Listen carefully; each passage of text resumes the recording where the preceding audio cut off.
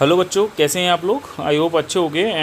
आज हम जो है चैप्टर 2 का सेकंड पार्ट करेंगे, जिसमें हम आज पूरे प्रॉपर कैपेसिटर के बारे में पढ़ेंगे। ठीक है, तो सबसे पहले देखिए, कैपेसिटर को हम कंडेंसर भी बोलते हैं। कैपेसिटर को हम क्या बोलते हैं? कंडेंसर भी बोलते हैं। ओके, ठीक। जो पंखों में लगा होता है कंडेंसर, वही होता है कैपेसिटर। ठीक, वो क्या करता है? एनर्जी को स्टोर करता है, और जब इंस्टेंट एनर्जी की ज़रूरत होती है, ठीक है, वो प्रोवाइड करता है। ठीक है, जैसे शुरुआत में आपको पता है, अगर कंडेंसर पंखे में नहीं लगा हुआ, तो जो मोटर होती है, ठीक है, जो शाफ्ट होती है, शाफ्ट को घुमाता कौन है? मोटर ही तो घुमाती है।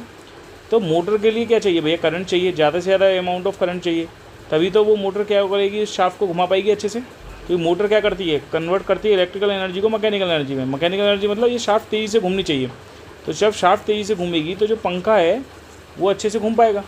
ठीक है, अब इसको घुमाने के लिए शुरुआत में, रॉड को घुमाने के लिए शुरुआत में ज़्यादा करंट की रिक्वायरमेंट होती है।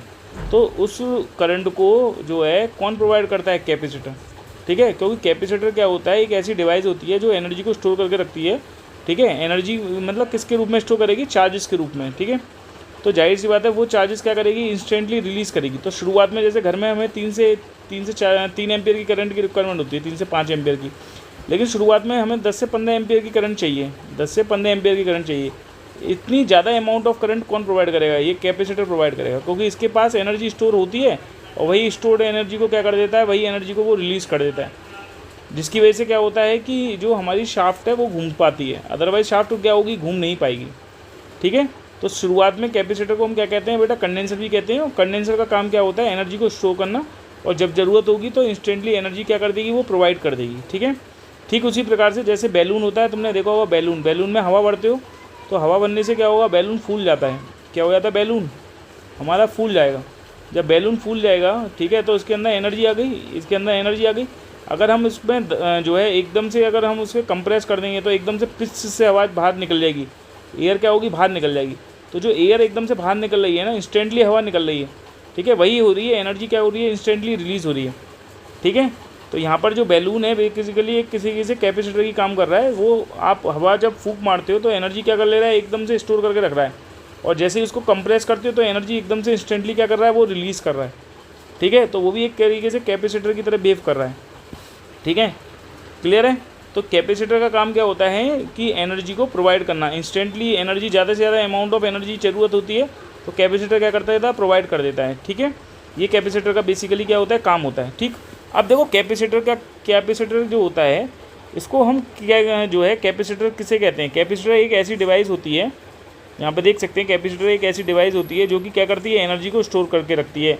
किस में एनर्जी को स्टोर करती है? ये कह रहा है फील्ड एनर्जी में एनर्जी को स्टोर करती है। फील्ड एनर्जी मतलब देखो होता क्या है कि जैसे कैपेसिटर जो होता है, बेसिकली 2 प्लेट्स होती हैं, कंडक्टिंग प्लेट्स। ठीक है, इसके कॉम्बिनेशन को कैपेसिटर बोलते हैं। 2 प्लेट ले लो, घर में 2 तस्तरी होती हैं, प्लेट होती हैं, ठीक है, मेटल की बनी हुई हो, उनको ले लो बस। ठीक है, और उनको एक बैटरी से जोड़ दो, तो ये बैटरी क्या करने लगती है? देखो वर्क करने लगेगी।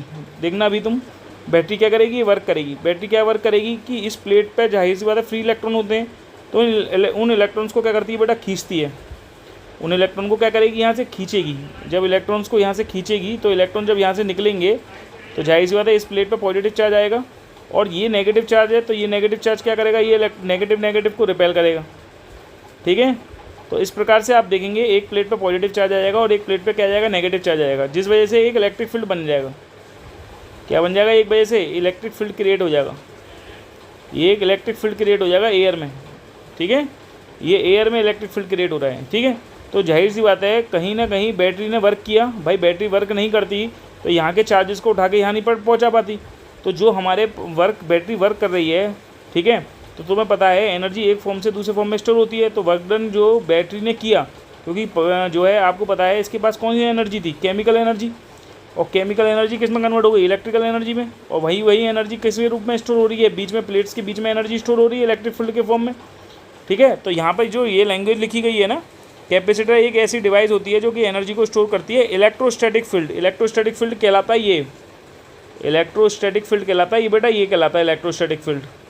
इलेक्ट्रोस्टैटिक फील्ड एनर्जी में एनर्जी को क्या करता है? बेसिकली स्टोर करता है। ठीक है, तो क्योंकि बैटरी वर्क करेगी तो इलेक्ट्रॉन जो होंगे यहाँ से यहाँ जाएंगे, तो ये वाली प्लेट क्या हो जाएगी? चार्ज हो जाएगी।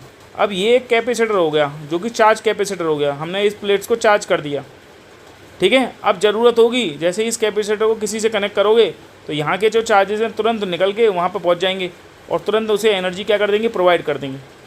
यही होगा, बताइए, यही तो होता है। जैसे एक छोटी सी पानी की टंकी है, मान लो इस टंकी को हमने भर दिया मान लो, और हमें ज़रूरत है एकदम से पानी की, हमें नहाना है, तो ये क्या करेगा, जैसे बाल्टी इसके डालोगे तो क्या होगा, पानी इसको तुरंत इस बाल्टी से क्या होगा, तुरंत ये एनर्जी इसको प्रोवाइड करेगा। एनर्जी क्या, पानी की पोटेंशियल एनर्जी यूज़ करेगा, जाहिर सी बात है, ठीक है। तो यहाँ से क्या करेगा, ये नहा लेगा, इस पानी का यूटिलाइजेशन करके क्या करेगा, ये नहा लेगा, ठीक है। तो इंस्टेंट एनर्जी मिल जाएगी उसको, इंस्टेंट एनर्जी पानी के रूप में जो एनर्जी होगी, ठीक है, वो इंस्टेंटली है ना, क्या हो गई, रिलीज़ हो गई। रिलीज़ किस में हुई, इसको अपने ऊपर डाला है ना पानी को, तो वही पानी एनर्जी रिलीज़ हुई ना। तो ऐसे ही कैपेसिटर किसी को ज़रूरत होती है तो उसको तुरंत इंस्टेंटली एनर्जी को क्या कर देता है, प्रोवाइड कर देता है। लेकिन उसको प्रोवाइड करने के लिए पहले कैपेसिटर को चार्ज भी तो करोगे। तो कैपेसिटर चार्ज किससे होगा बेटा, कैपेसिटर को चार्ज करने के लिए हम क्या करते हैं, एक बैटरी कनेक्ट कर देते हैं, उस बैटरी से कैपेसिटर फिजिकली क्या हो जाता है, चार्ज हो जाता है। क्या हो जाता है, कैपेसिटर चार्ज हो जाता है, ठीक है। तो जब चार्ज होगा तो चार्ज होने पर कैपेसिटर में जो एनर्जी स्टोर होगी वो इलेक्ट्रोस्टैटिक फील्ड के रूप में होगी, ये प्रॉपर्टी याद रखनी है। अब दूसरी जो है, तो मैं पढ़ा था, जैसे रजिस्टर पढ़ा था, रजिस्टर। यहाँ हम पर क्या पढ़ रहे हैं, यहाँ हम पढ़ रहे हैं बेटा कैपेसिटर। क्या पढ़ रहे हैं यहाँ पे, कैपेसिटर। रजिस्टर के लिए एलिमेंट होता था रेजिस्टेंस, क्या होता था, रेजिस्टेंस। रेजिस्टेंस अलग अलग ओम के आते थे, जैसे एक है रेजिस्टेंस 1 ओम का, एक रेजिस्टेंस है 10 ओम का, सही है, एक रेजिस्टेंस है 10 ओम का। अच्छा 10 ओम का रेजिस्टेंस होगा बच्चों, तो इसका मतलब क्या है, इसका मतलब यही तो है कि इसका रेजिस्टेंस ज़्यादा हाई है और इसका रेजिस्टेंस बहुत कम है, ठीक है। ऐसे ही कैपेसिटर में जो है, कैपेसिटर एनर्जी को स्टोर करता है, तो उसकी भी तो कैपेसिटी होती है, कितनी एनर्जी स्टोर करेगा, उसकी एक प्रॉपर्टी होती है जिससे हम शो करते हैं। अगर मान लो कोई कैपेसिटेंस है, उसकी प्रॉपर्टी क्या होती है, कैपेसिटेंस। रजिस्टर की प्रॉपर्टी क्या होती है, रेजिस्टेंस। कैपेसिटर की प्रॉपर्टी क्या होगी, कैपेसिटेंस। ये बताती है कैपेबिलिटी, कितना एनर्जी स्टोर करके रखनी है, कितने चार्जेस को स्टोर करके रखना है। जैसे मार्केट से खरीदने गए कि तुम भैया 1 माइक्रोफेराड का कैपेसिटर दे दो, कोई कह रहा है कि नहीं 10 माइक्रोफेराड का कैपेसिटर दे दो, तो जाहिर सी बात है किसकी कैपेसिटी ज़्यादा चार्ज को होल्ड करने की है, उसकी है। क्यों, क्योंकि इसकी कैपेसिटी 10 माइक्रोफेराड है। जैसे पानी की टंकी है, मान लो एक पानी की टंकी है 500 लीटर की, एक पानी की टंकी है 1000 लीटर की, तो बेटा कौन ज़्यादा चार्ज को स्टोर कर सकती है बताओ, 1000 लीटर की ज़्यादा पानी को स्टोर कर सकती है ना, तो उसकी कैपेसिटी ज़्यादा है, और इसकी कैपेसिटी क्या होगी, कम होगी, 500 लीटर की। तो ज़्यादा चार्ज को कौन होल्ड कर सकता है, ज़्यादा पानी, मतलब ज़्यादा बड़ी टंकी। तो इसी तरीके से कैपेसिटेंस क्या शो करता है, कि बताता है कि एक प्रॉपर्टी होती है कैपेसिटर की जो कि करेक्टराइज करती है एबिलिटी को करेक्टराइज करती है कि कितना एनर्जी को वो स्टोर कर सकता है। वही एनर्जी जो स्टोर कर सकता है ज़्यादा से ज़्यादा, वही उसको किससे शो होगा, उसके कैपेसिटेंस से शो होगा। कैपेसिटेंस, मार्केट में जाओगे तुम, कैपेसिटर खरीदने जाओगे तो बताओगे ना उसको कितना कैपेसिटेंस का चाहिए, 10 का चाहिए, 5 का चाहिए। ये माइक्रोफेराड क्यों लिखा है भैया, क्योंकि फेराड अपने आप में बहुत बड़ी यूनिट होती है, फेराड अपने आप में बहुत बड़ी यूनिट होती है। तो मार्केट में जो कैपेसिटर खरीदने जाओगे वो माइक्रोफेराड के बोलोगे, ठीक है। अभी मैं आपको बता दूँगा अभी कि फेराड अपने आप में क्यों इतनी बड़ी यूनिट है, ठीक है। इसका कैपेसिटेंस अगर मैं 1 फेराड ले लूँ, इसका कैपेसिटेंस अगर 1 फेराड ले लूँ, तो उस कैपेसिटेंस की अगर रेडियस निकालूँ ना, तो वो बताऊँगा कितनी ज़्यादा आती है, 1500 गुना ज़्यादा आती है, किससे, अर्थ की रेडियस से। तो वो हम आगे चल के देखेंगे। इसलिए 1 फेराड अपने आप में बहुत बड़ी यूनिट होती है, तो इसलिए ये यूनिट यूज़ नहीं करते हैं। इतने हाई कैपेसिटी का, इतनी हाई कैपेसिटी का हम जो है कैपेसिटर यूज़ नहीं कर सकते, ठीक है ना बेटा। इसलिए हम माइक्रोफेराड में जनरली कैपेसिटर को लेके आते हैं मार्केट से, ठीक है, क्लियर है। चलो ठीक है। उसके बाद देखो, जब एनर्जी स्टोर करते हैं कैपेसिटर में, तो वो इलेक्ट्रिक फील्ड के फॉर्म में एग्जिस्ट होती है विद इन द कैपेसिटर। मैंने बताया ना, जो एनर्जी यहाँ पर वर्क डन बैटरी के द्वारा हो रहा है, तो यहाँ के इलेक्ट्रॉन को यहाँ पहुँचा रही है, तो कुछ ना कुछ एनर्जी स्टोर हो रही है। जब चार्ज बनेगा, इधर पॉजिटिव इधर नेगेटिव, तब इलेक्ट्रिक फील्ड बनेगा।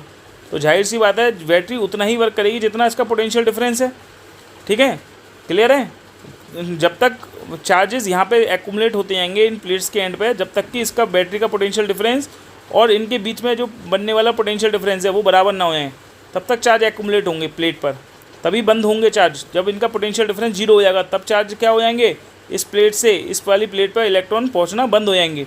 कब, जब इन दोनों प्लेट्स के बीच का पोटेंशियल डिफरेंस क्या हो जाएगा, 0 हो जाएगा। भाई इनके बीच का पोटेंशियल डिफरेंस और बैटरी का पोटेंशियल डिफरेंस जब सेम हो जाएगा, तब चार्ज एक्यूमुलेशन होना बंद हो जाएगा। जब चार्ज एक्यूमुलेशन बंद हो जाएगा, तो यहाँ पर जो एनर्जी स्टोर हुई है इन प्लेट के बीच में, वो इलेक्ट्रिक फील्ड के रूप में स्टोर होगी। ये बताया। तो एनर्जी जो स्टोर्ड होती है कैन बी एसोसिएटेड होगी किसके साथ, इलेक्ट्रिक फील्ड के साथ। ठीक है बेटा, इलेक्ट्रिक फील्ड के साथ क्या होगी, एनर्जी एसोसिएटेड होगी किसमें, कैपेसिटर में, ये याद रखना है। नाउ नेक्स्ट देखते हैं, नेक्स्ट देखिए ये है कैपेसिटेंस। इलेक्ट्रिकल कैपेसिटेंस क्या है, देखिए electrical capacitance of a capacitor of a conductor, किसी कंडक्टर का बोल सकते हो या इसे कैपेसिटर भी बोल सकते हो। कंडक्टर को क्या बोल सकते हैं हम, कैपेसिटर भी बोल सकते हैं। ठीक है, कैसे निकालते हैं, अच्छा आपने पढ़ा था, देखें ये तो पता ही है कैपेसिटेंस क्या करता है, मेजर करता है ability to hold the electric charge. वो अपनी एबिलिटी रखता है, जितना ज़्यादा कैपेसिटी रखोगे उतनी ज़्यादा एबिलिटी होगी उसको होल्ड करने की चार्ज को। ठीक है, मैंने बताया था अगर हम कोई कैपेसिटेंस ले रहे हैं 10 माइक्रोफेराड का, एक कैपेसिटेंस ले रहे हैं 20 माइक्रोफेराड का, तो ये 20 माइक्रोफेराड का कैपेसिटर ज़्यादा चार्ज को होल्ड करने की कैपेबिलिटी रखता है, एबिलिटी रखता है कंपेयर टू 10 माइक्रोफेराड के। ठीक है बेटा, पहली लाइन का मतलब तो ये हो गया। ठीक, दूसरा ये है, आपने इस चीज़ को देखा होगा जब हमने ओम्स लॉ पढ़ा था, ये चीज़ देख लीजिए, इसका कंपेरिजन करा रहा हूँ मैं।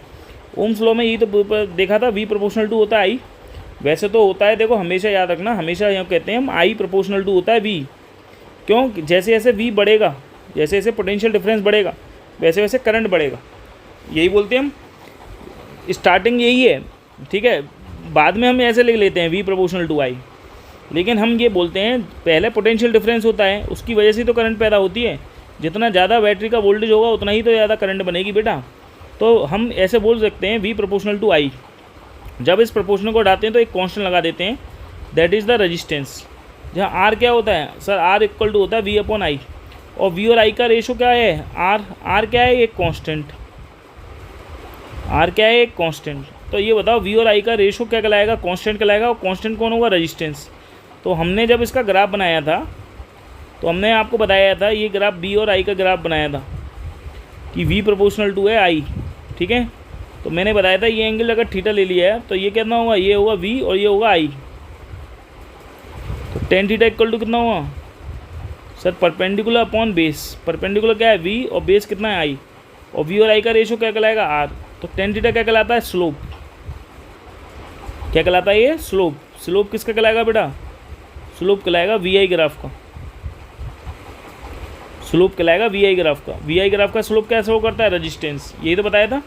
इसी प्रकार से आपको कैपेसिटर के अंदर पढ़ना है, कैपेसिटर में क्या करना है ध्यान रखना।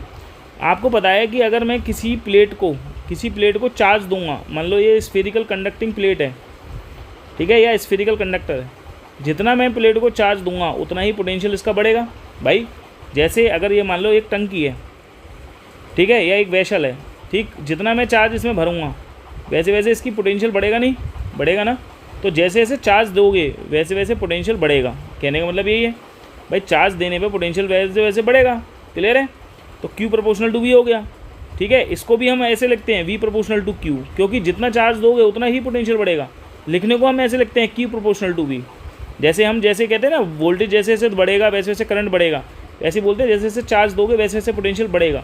लेकिन लिखने को कैसे लिखते हैं बच्चों, Q प्रोपोर्शनल टू V लिखते हैं। जब इस प्रोपोर्शनल को हटाते हैं तो एक कांस्टेंट लगता है C, क्या लगता है C। यहाँ पे क्या है, C कहलाता है बेटा कैपेसिटेंस, क्या कहलाता है C, कैपेसिटेंस कहलाता है। ठीक है, ठीक उसी प्रकार से जैसे रेजिस्टेंस जो होता है ये V और I पे डिपेंड नहीं करता, नॉट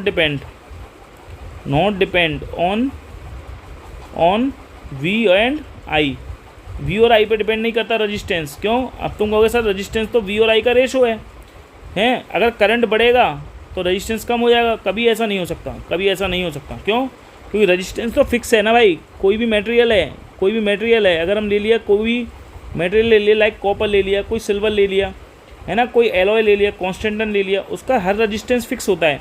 तो रेजिस्टेंस तो फिक्स है, तो V और I को जो है आप कितना भी चेंज कर लो, V और I के चेंज होने से रेजिस्टेंस मटेरियल में कोई चेंज नहीं आएगा। मटेरियल तो फिक्स है, हो गया, एक बार जो तुमने मटेरियल लिया है वो फिक्स हो गया। उस मटेरियल के अंदर तुम वोल्टेज को कम ज़्यादा कर सकते हो, उसके अकॉर्डिंग करंट कम ज़्यादा हो सकता है, ये फिक्स है। ठीक है, ऐसे ही यहाँ पे कैपेसिटर में आप देखोगे तो यहाँ पर जैसे जैसे प्लेट को चार्ज दोगे, ठीक है, वैसे वैसे पोटेंशियल बढ़ेगा। जाहिर सी बात है, अगर मान लो किसी की ये C क्या है, कैपेसिटेंस शो करता है, कैपेसिटेंस क्या होता है, वो रेशो होता है क्यू और वी का, ठीक है भाई। क्यू और वी के रेशो को क्या कहते हैं, कैपेसिटेंस। कैपेसिटेंस तो फिक्स है ना भाई, कैपेसिटेंस तो फिक्स है। मान लो अगर आपने एक 500 लीटर की टंकी ले ली और एक 1000 लीटर की टंकी ले ली, सही है। अब जाहिर सी बात है इसकी कैपेसिटी शो कर रहा है कि ये फिक्स कर दी ना, ये तो फिक्स कर दी ना कि सर 500 लीटर की है। चाहे चार्ज और वोल्ट चार्ज तुम दोगे वैसे वैसे उसका पोटेंशियल बढ़ेगा, बिल्कुल बढ़ेगा, लेकिन उसकी कैपेसिटी तो फिक्स कर दी, वो तो फिक्स कर दी ना आपने, ठीक है। जैसे जैसे पानी बढ़ेगा वैसे वैसे हाइट बढ़ेगी, वो तो ठीक है, लेकिन उसकी कैपेबिलिटी फिक्स कर दी आपने। तो कैपेसिटेंस क्या है यहाँ पर जो मिल रहा है हमको, Q प्रोपोर्शनल टू V को हटाने पे एक कांस्टेंट मिलता है, इस कांस्टेंट का नाम होता है कैपेसिटेंस, ठीक है। अगर मैं इसका ग्राफ बनाऊँ ना, जैसे मैंने V और I के बीच में ग्राफ बनाया था बेटा, ऐसे ही Q और V के बीच में ग्राफ बना सकते हैं हम। देखो इसका ग्राफ क्या शो करेगा, ये थीटा है, किसी इंस्टेंट पर ये क्या हो जाएगा सर, ये हो जाएगा Q, और ये क्या हो जाएगा, ये हो जाएगा V। अगर मैं टेन थीटा निकालूँ बच्चों, तो टेन थीटा ये होता है परपेंडिकुलर अपॉन बेस। परपेंडिकुलर क्या होता है भाई, Q, और बेस कितना है V।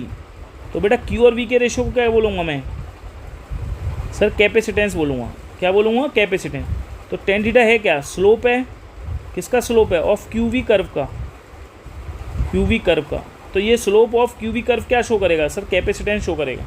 क्या शो करेगा, कैपेसिटेंस शो करेगा। तो देख लो भैया, जैसे जैसे चार्ज देंगे, ठीक है, वैसे वैसे पोटेंशियल बढ़ेगा। तो V प्रोपोर्शनल टू Q हो गया, या हम कह सकते हैं Q proportional to V। Q बराबर हो गया CV, तो C बराबर होता है Q अपॉन V। तो कैपेसिटेंस की डेफिनेशन लिखोगे तो क्या लिखोगे सर, रेशो होता है किसी चार्ज का जो हम देते हैं किसी आइसोलेटेड कंडक्टर को, इससे पोटेंशियल क्या होता है, बढ़ता है, इसी को कैपेसिटेंस बोलते हैं, ठीक है। Ratio of charge given to the conductor to raise the potential, ठीक है, ये होता है इसका रेशो, कैपेसिटेंस क्या कहलाता है, कैपेसिटेंस। यूनिट क्या होती है कैपेसिटेंस की बच्चा, C बराबर होता है Q अपॉन V। बेटा यहाँ से चार्ज की यूनिट होती है कुलाम, V की वो यूनिट होती है वोल्ट। कुलाम पर वोल्ट कह सकते हैं या फेराड बोल सकते हैं, क्या बोल सकते हैं, फेराड। एक माइकल फेराडे थे, उनके नाम पर ये यूनिट बनी है फेराडे। क्या बनी है, फेराडे।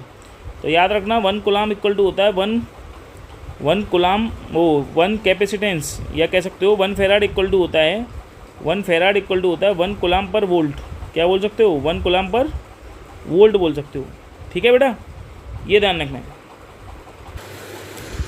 तो बेटा देखो अदर यूनिट्स भी होती हैं कैपेसिटेंस की, ठीक है, स्मॉलर यूनिट्स होती हैं, जैसे 1 माइक्रोफेराड इक्वल टू होता है 10⁻⁶ फेराड। ऐसे ही 1 माइक्रोफेराड को बोलते हैं 1 पिकोफेराड, वो होता है 10⁻12 फेराड। एक मिली फेराड होता है, वो होता है 10⁻3 फेराड होता है, ठीक है। एक 1 नैनो फेराड भी बोल सकते हो, वो होता है 10⁻9 फेराड भी होता है, ठीक है। डायमेंशन देख सकते हो, देखो 1 फेराड इक्वल टू होता है 1 कुलाम पर वोल्ट, ठीक है। वोल्ट होता है V बराबर होता है W/Q, V बराबर होता है W/Q। तो वर्क की यूनिट क्या होगी, जूल, और चार्ज की यूनिट क्या होगी, कुलाम। तो वोल्ट की यूनिट होगी जूल पर कुलाम, तो कुलाम पहुंच गया ऊपर, तो कुलाम स्क्वायर पर जूल हो गई। कुलाम की डायमेंशन होती है बेटा, याद रखना, चार्ज की डायमेंशन होती है TA, तो कुलाम की डायमेंशन लिख दी TA का स्क्वायर, और जूल की होती है ml² T-2। तो सॉल्व करोगे तो ये डायमेंशन आएगी, ठीक है, क्लियर, ये आपको समझना है। दूसरा ये ग्राफ बनाया है मैंने Q और V के बीच में, जो इसका स्लोप होता है QV कर्व का, यहाँ दिखाया हुआ है। स्लोप ऑफ QV कर्व का क्या शो करता है बेटा, कैपेसिटेंस शो करता है। क्या शो करेगा, कैपेसिटेंस, अभी बताया था। अच्छा, अब ये देखो जो कैपेसिटेंस बताया था, मैंने बताया ना Q प्रोपोर्शनल टू V होता है सर, Q बराबर CV होता है, तो C बराबर होता है Q/V। जैसे मैंने आपको बताया था R इक्वल टू क्या होता है, V अपॉन I। तो R जो है V और I पे डिपेंड नहीं करता, ऐसे ही C जो है ये Q और V पे डिपेंड नहीं करता है। C किस पे डिपेंड नहीं करता, ना Q पे ना V पे। आप यूँ कह दो कि सर Q बढ़ाने से मेरा C बढ़ जाएगा, ये गलत है, ध्यान रखना। जैसे आपको पता है रेजिस्टेंस का फॉर्मूला पढ़ा था आपने, ρ×L/A। तो रेजिस्टेंस किस किस चीज़ों पे डिपेंड कर रहा था, रेजिस्टेंस लेंथ पे डिपेंड करता है, रेजिस्टेंस एरिया पे इन्वर्सली प्रोपोर्शनल होता है, रेजिस्टेंस डिपेंड ऑन मटेरियल पे डिपेंड करता है। अलग अलग मटेरियल के लिए रेजिस्टेंस क्या होगा बेटा, अलग अलग होगा। ऐसे ही रेजिस्टेंस डिपेंड करता है टेम्परेचर पे, किस पे, टेम्परेचर पे, इन चीज़ों पे डिपेंड करता है, ना कि V और I पे डिपेंड करता है। ऐसे ही कैपेसिटेंस भी ध्यान रखना, एक फॉर्मूला आएगा आगे चल के A/0/D, ठीक है। ये डिपेंड करता है प्लेट के एरिया पे, कितना बड़ा एरिया है, उनके बीच की दूरी कितनी है, दो प्लेट्स के बीच की दूरी कितनी है, सेपरेशन पे डिपेंड करता है, और ये मीडियम पे डिपेंड करता है कैपेसिटेंस, कि कौन सा हम मीडियम ले रहे हैं। ठीक है, आगे चल के आपको ये देखने को मिलेगा। ठीक है बेटा, ध्यान रखना। ठीक, अभी पहले ये देखो, इसका ग्राफ मैंने यहाँ पे बनाया है सी और क्यू के बीच में, सी और क्यू के बीच में ये ग्राफ बनाया है। तो ये ग्राफ एक्चुअली PYQ में आए हुए हैं, इसलिए मैंने बनाए हैं। तो देखो, कैपेसिटेंस चार्ज पर डिपेंड नहीं करता, इंडिपेंडेंट होता है। तो इसलिए चार्ज कितना भी बड़ा हो तो सी पे कोई फ़र्क ही नहीं पड़ेगा। जो इसकी कैपेसिटी थी, मान लो इसकी कैपेसिटी मैं मार्केट से ख़रीद के लाया एक कैपेसिटर जिसकी कैपेसिटी कितनी थी, 5 माइक्रोफेराड। ठीक है, तो उसकी कैपेसिटी तो फिक्स हो गई ना। अब उस पर चार्ज कितना भी देते जाओ, ठीक है, उसे कोई फ़र्क ही नहीं पड़ेगा। जितना चार्ज होल्ड करना है वो उतना ही चार्ज होल्ड करेगा। तो इसलिए सी क्यू पे डिपेंड नहीं करेगा, इंडिपेंडेंट होगा। ठीक है बेटा, तो यहाँ पे लिख रहा है C is independent of charge Q, so the graph between C and straight line parallel to the charge axis. Charge axis के पैरेलल एक लाइन बनाई गई है। सही है। ये कुछ और क्वेश्चंस भी हैं, जैसे अभी तुमने जो ग्राफ बनाया था वो Q और V के बीच में बनाया था बच्चों। ये तो बनाया था सर, Q और V के बीच में तो बनाया था ये graph, Q proportional to V। जो इसका स्लोप क्या इंडिकेट कर रहा था, इसका स्लोप इंडिकेट कर रहा था कैपेसिटेंस। क्या इंडिकेट कर रहा था, कैपेसिटेंस। ये ग्राफ Q और V के बीच में था। अब लेकिन जो ग्राफ बना रहे हैं, ठीक है, वो V और Q के बीच में बनाया है। देखो ध्यान से सुनो, एक इसके लिए, एक इसके लिए। ठीक है, एक मटेरियल A के लिए, एक मटेरियल B के लिए। ठीक है, तो ये कह रहा है एक कैपेसिटर A है, एक कैपेसिटर B है, तो किसका कैपेसिटेंस ज़्यादा होगा आपको ये बताना है। एक का स्लोप है A, एक का स्लोप है B, बताओ।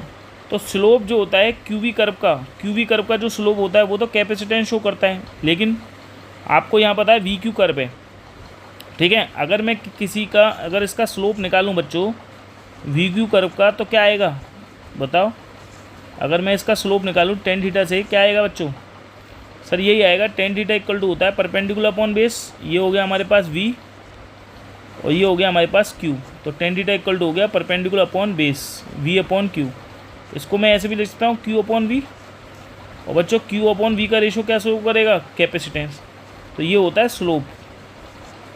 किसका स्लोप होता है, ये VQ कर्व का, तो क्या शो करता है, 1 अपॉन कैपेसिटेंस। ठीक है, अब कैपेसिटेंस जितना बड़ा होगा, स्लोप जितना ज़्यादा होगा बेटा, जितना ज़्यादा स्लोप बड़ा होगा, ठीक है, स्लोप जितना ज़्यादा होगा उतना कैपेसिटेंस की वैल्यू क्या होगी, कम होगी। तो अब मुझे बताओ इस ग्राफ में थीटा बी का graph, theta B, angle theta B greater than है थीटा ए से, तो ये बताओ स्लोप जो होगा बी का ज़्यादा होगा नहीं होगा ए से, बोलो होगा। जब स्लोप ज़्यादा होगा तो कैपेसिटेंस कम नहीं होगा बी का, बोलो होगा या नहीं होगा। मैंने बताया ना, बी का कैपेसिटेंस ज़्यादा होगा क्योंकि इसका स्लोप जो होता है इन्वर्सली प्रोपोर्शनल होता है कैपेसिटेंस के। तो जैसे जैसे स्लोप ज़्यादा होगा उसका कैपेसिटेंस कम होगा, इसलिए सी बी लेस देन है सी ए से। ठीक है बेटा, यहाँ पे मैंने दिखाया इस चीज़ को कि tan थीटा इक्वल टू हो गया V upon Q. V upon Q को लिख सकते हैं 1 upon Q upon V equal to 1 upon C. तो स्लोप क्यू वी करके क्या हुआ, 1 अपॉन सी होता है। ठीक है, यहाँ पे चीज़ें बताई गई हैं, जैसे बड़ी टंकी जो होती है वो हमेशा ज़्यादा पानी स्टोर करके रखती है, छोटी टंकी कम पानी स्टोर करके रखेगी। ठीक है, इसका मतलब इसका कंपेरिजन कर सकते हो, बड़ी टंकी मतलब बड़ा कैपेसिटर, छोटी टंकी मतलब छोटा कैपेसिटर, है ना। छोटा कैपेसिटर होगा तो कम चार्ज को स्टोर करेगा, बड़ा कैपेसिटर होगा तो ज़्यादा चार्ज को स्टोर करेगा। That is the meaning of it. ठीक है, दूसरी चीज़ मैंने बताया था कैपेसिटेंस जो होता है किन किन चीज़ों पर डिपेंड करता है, ए एप्सिलॉन नॉट बाई डी का फॉर्मूला होता है ये, याद रखना। जितना ज़्यादा एरिया होगा, ठीक है, उतना ही कैपेसिटेंस ज़्यादा होगा। देखो कैपेसिटेंस जितना ज़्यादा होगा, एरिया जितना ज़्यादा होगा उतना कैपेसिटेंस ज़्यादा होगा, जितना एरिया कम होगा उतना कैपेसिटेंस कम होगा। बड़ी प्लेट पर ज़्यादा चार्ज जमा होगा, इसलिए कह सकते हैं कि कैपेसिटर की एरिया जितना ज़्यादा होगा उतना ज़्यादा चार्ज होगा। दो प्लेट की बीच की दूरी जितनी पास होगी उतना कैपेसिटेंस ज़्यादा होगा। देखो सी इन्वर्सली प्रोपोर्शनल है डी के। दो प्लेट के बीच की दूरी जितनी कम होगी, अभी दो प्लेट बताई थी, ये कैपेसिटर होता है बेटा। अगर ये जो दूरी है इनके बीच की दूरी होती है ये डी, और इन प्लेट का एरिया होता है ए, और इनके बीच में जो भरा होता है ये मीडियम होता है। कुछ भी मीडियम हो सकता है। अभी आप एयर मान रहे हो तो एयर मान लो, कोई और मीडियम हो तो उसके लिए डाइलेक्ट्रिक कांस्टेंट आ जाएगा के, कोई प्रॉब्लम नहीं है। ठीक है, क्लियर। अगर ये दूरी डी इन प्लेट्स के बीच की जितनी कम होगी ना बेटा, उतना कैपेसिटेंस ज़्यादा होगा, ये ध्यान रखना। जितनी दूरी कम होगी उतना कैपेसिटेंस की वैल्यू ज़्यादा होगी, ये याद रखना। जितना दूरी ज़्यादा होगी उतना कैपेसिटेंस कम होगा, जितनी दूरी कम होगी उतना कैपेसिटेंस क्या होगा, ज़्यादा होगा, ये ध्यान रखना। ठीक है, तो रीजन लिखा है जितना प्लेट पास होंगे उतना इलेक्ट्रिक फील्ड ज़्यादा इफेक्टिव होगी और चार्ज जितना आसानी से स्टोर कर सकती है। मतलब ये कह रहा है कि अगर प्लेट जितना पास होंगी उतना ज़्यादा इलेक्ट्रिक फील्ड इफेक्टिव होगा, और जितना ज़्यादा इलेक्ट्रिक फील्ड इफेक्टिव होगा उतना ही ज़्यादा चार्ज क्या होगा, स्टोर होगा। क्योंकि जो चार्ज स्टोर होता है वो इन इलेक्ट्रोस्टैटिक फील्ड में होता है ना, तो इलेक्ट्रिक फील्ड उतना ही इफेक्टिव काम करेगा अगर दो प्लेट्स के बीच की दूरी उतनी कम होंगी। ठीक है, ध्यान रखना। तीसरा होता है डाइलेक्ट्रिक मटेरियल। देखो इनके बीच में, इसके बीच में अगर तुमने कोई डाइलेक्ट्रिक मीडियम डाल दिया दो प्लेट के बीच में, जिसका तो इसका फॉर्मूला हो जाता है C बराबर KA/ε0/d। ठीक है, तो K की वैल्यू जितनी ज़्यादा होगी, जितना मीडियम की डाइलेक्ट्रिक कांस्टेंट ज़्यादा होगा उतना कैपेसिटेंस ज़्यादा होगा, उतनी कैपेबिलिटी क्या हो जाएगी उसकी, बढ़ जाएगी। ये भी बहुत इंपॉर्टेंट चीज़ है कि जितना ज़्यादा डाइलेक्ट्रिक कांस्टेंट होगा उतनी कैपेबिलिटी क्या होगी, ज़्यादा होगी। ये ध्यान रखना। ठीक है, डाइलेक्ट्रिक मटेरियल यहाँ पे मैंने लिख दिया है कि देखो A एप्सिलॉन लिखा है, एप्सिलॉन होता है बेसिकली ε0 इंटू K। तो यहाँ पे देख रहे हो K ε0 को एप्सिलॉन लिख दिए। एप्सिलॉन क्या होता है, ये परमिटिविटी ऑफ मीडियम होता है, याद रखना। क्या कहता हूँ उसे, परमिटिविटी ऑफ मीडियम। ये बेटा मीडियम की परमिटिविटी होती है बेसिकली। क्या होती है, ये मीडियम की परमिटिविटी होती है। ठीक है, ध्यान रखना। जितना मीडियम की परमिटिविटी ज़्यादा होगी, जितना एप्सिलॉन ज़्यादा होगा उतना कैपेसिटेंस ज़्यादा होगा, और जितना परमिटिविटी कम होगी उतना कैपेसिटेंस क्या होगा, कम होगा।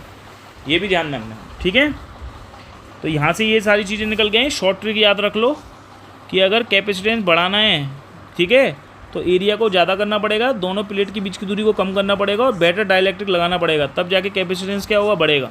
ठीक है, तो ये आपको ध्यान रखना है। बहुत अच्छी ऐसे क्वेश्चंस आते हैं। अभी आपको जब मैं न्यूमेरिकल्स कराऊंगा ना, चीज़ें बहुत अच्छे से क्लियर निकल के आएंगी। ठीक है, चलो नेक्स्ट देखते हैं टॉपिक। देखिए, कैपेसिटेंस निकालना है of an isolated spherical conductor का। ठीक है, एक स्फेरिकल कंडक्टर ले लिया है, ये स्फेरिकल कंडक्टर। ठीक है, ऐसे ले लिया स्फेरिकल कंडक्टर।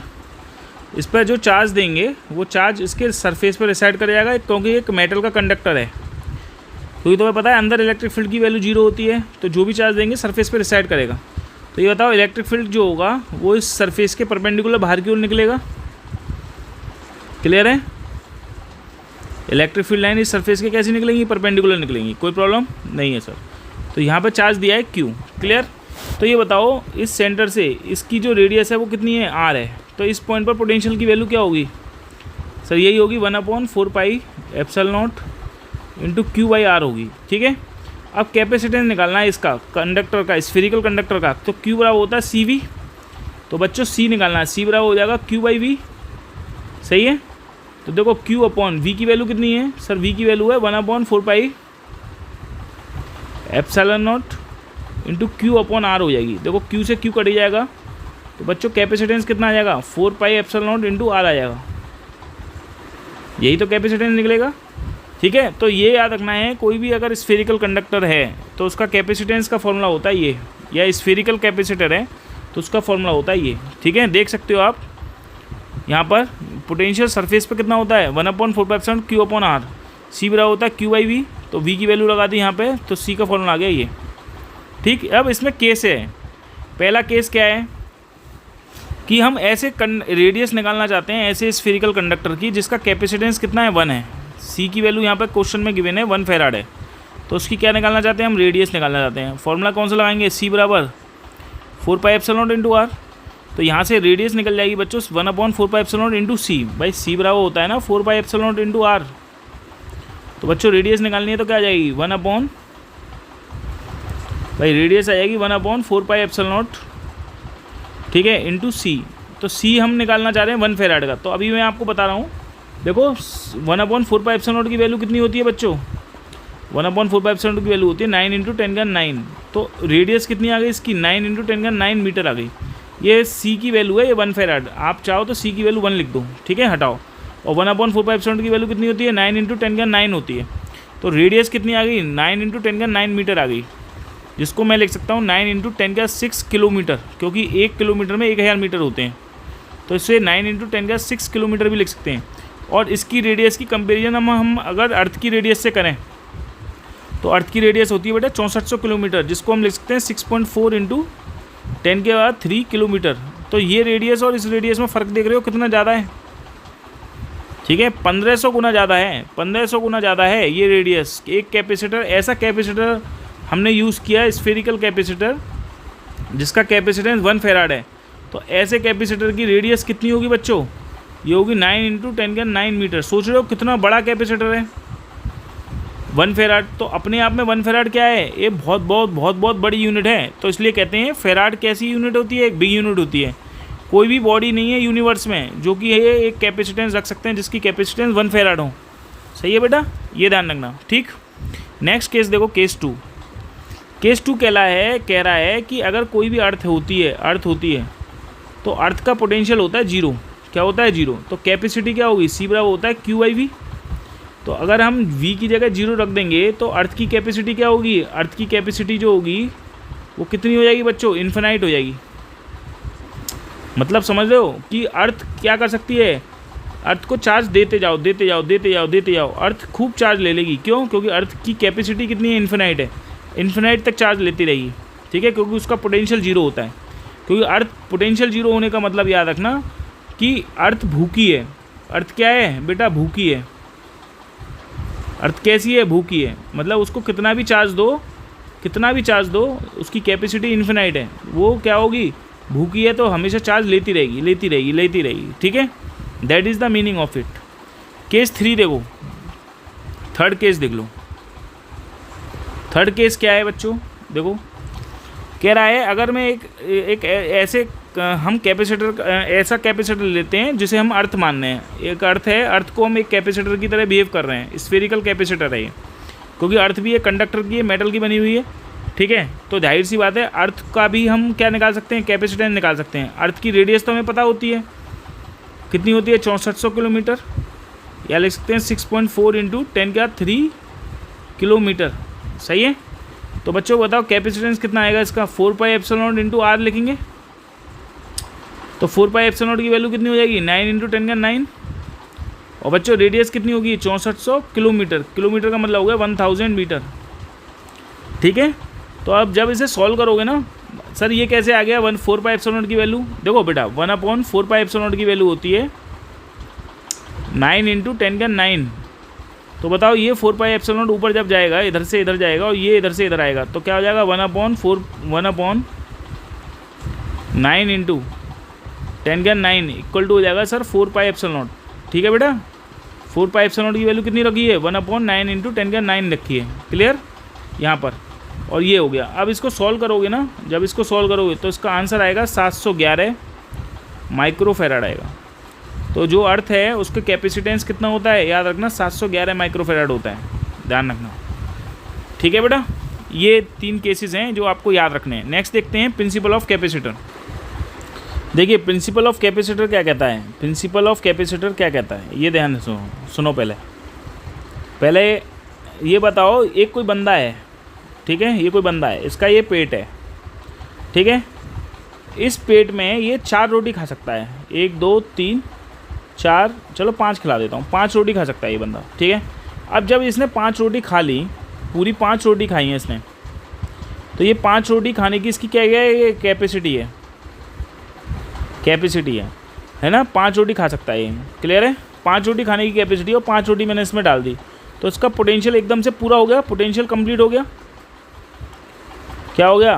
पोटेंशियल कंप्लीट हो गया, क्योंकि जितना चार्ज दोगे उतना ही तो पोटेंशियल बढ़ेगा। तो मैंने चार्ज किया है रोटी, और रोटी बनने से क्या हुआ? रोटी प्रोपोर्शनल टू हो गई भूख। जितनी ज़्यादा रोटी जाएंगी उतनी ज़्यादा भूख मिटेगी। अरे मिटेगी या नहीं मिटेगी, ठीक है, तो उतना ही पोटेंशियल राइज करेगा, इसकी भूख उतनी ही मिटेगी, उतनी ही भूख क्या होगी? इसकी मिट जाएगी। समझ में आया?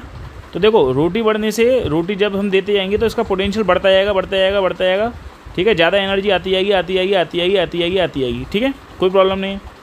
अब 5 रोटी खा लें। अब मान लो हमने एक इसको शाही पनीर की सब्ज़ी दी है, शाही पनीर, ये 5 रोटी खाने की कैपेसिटी है। इसका मन कर रहा है कि मैं शाही पनीर से कभी मिलेगा नहीं इसको दोबारा से, तो इसलिए चाह रहा है कि मैं इसको 5 की जगह 7 रोटी खा जाऊँ और रोटी खा जाऊँ, ठीक है।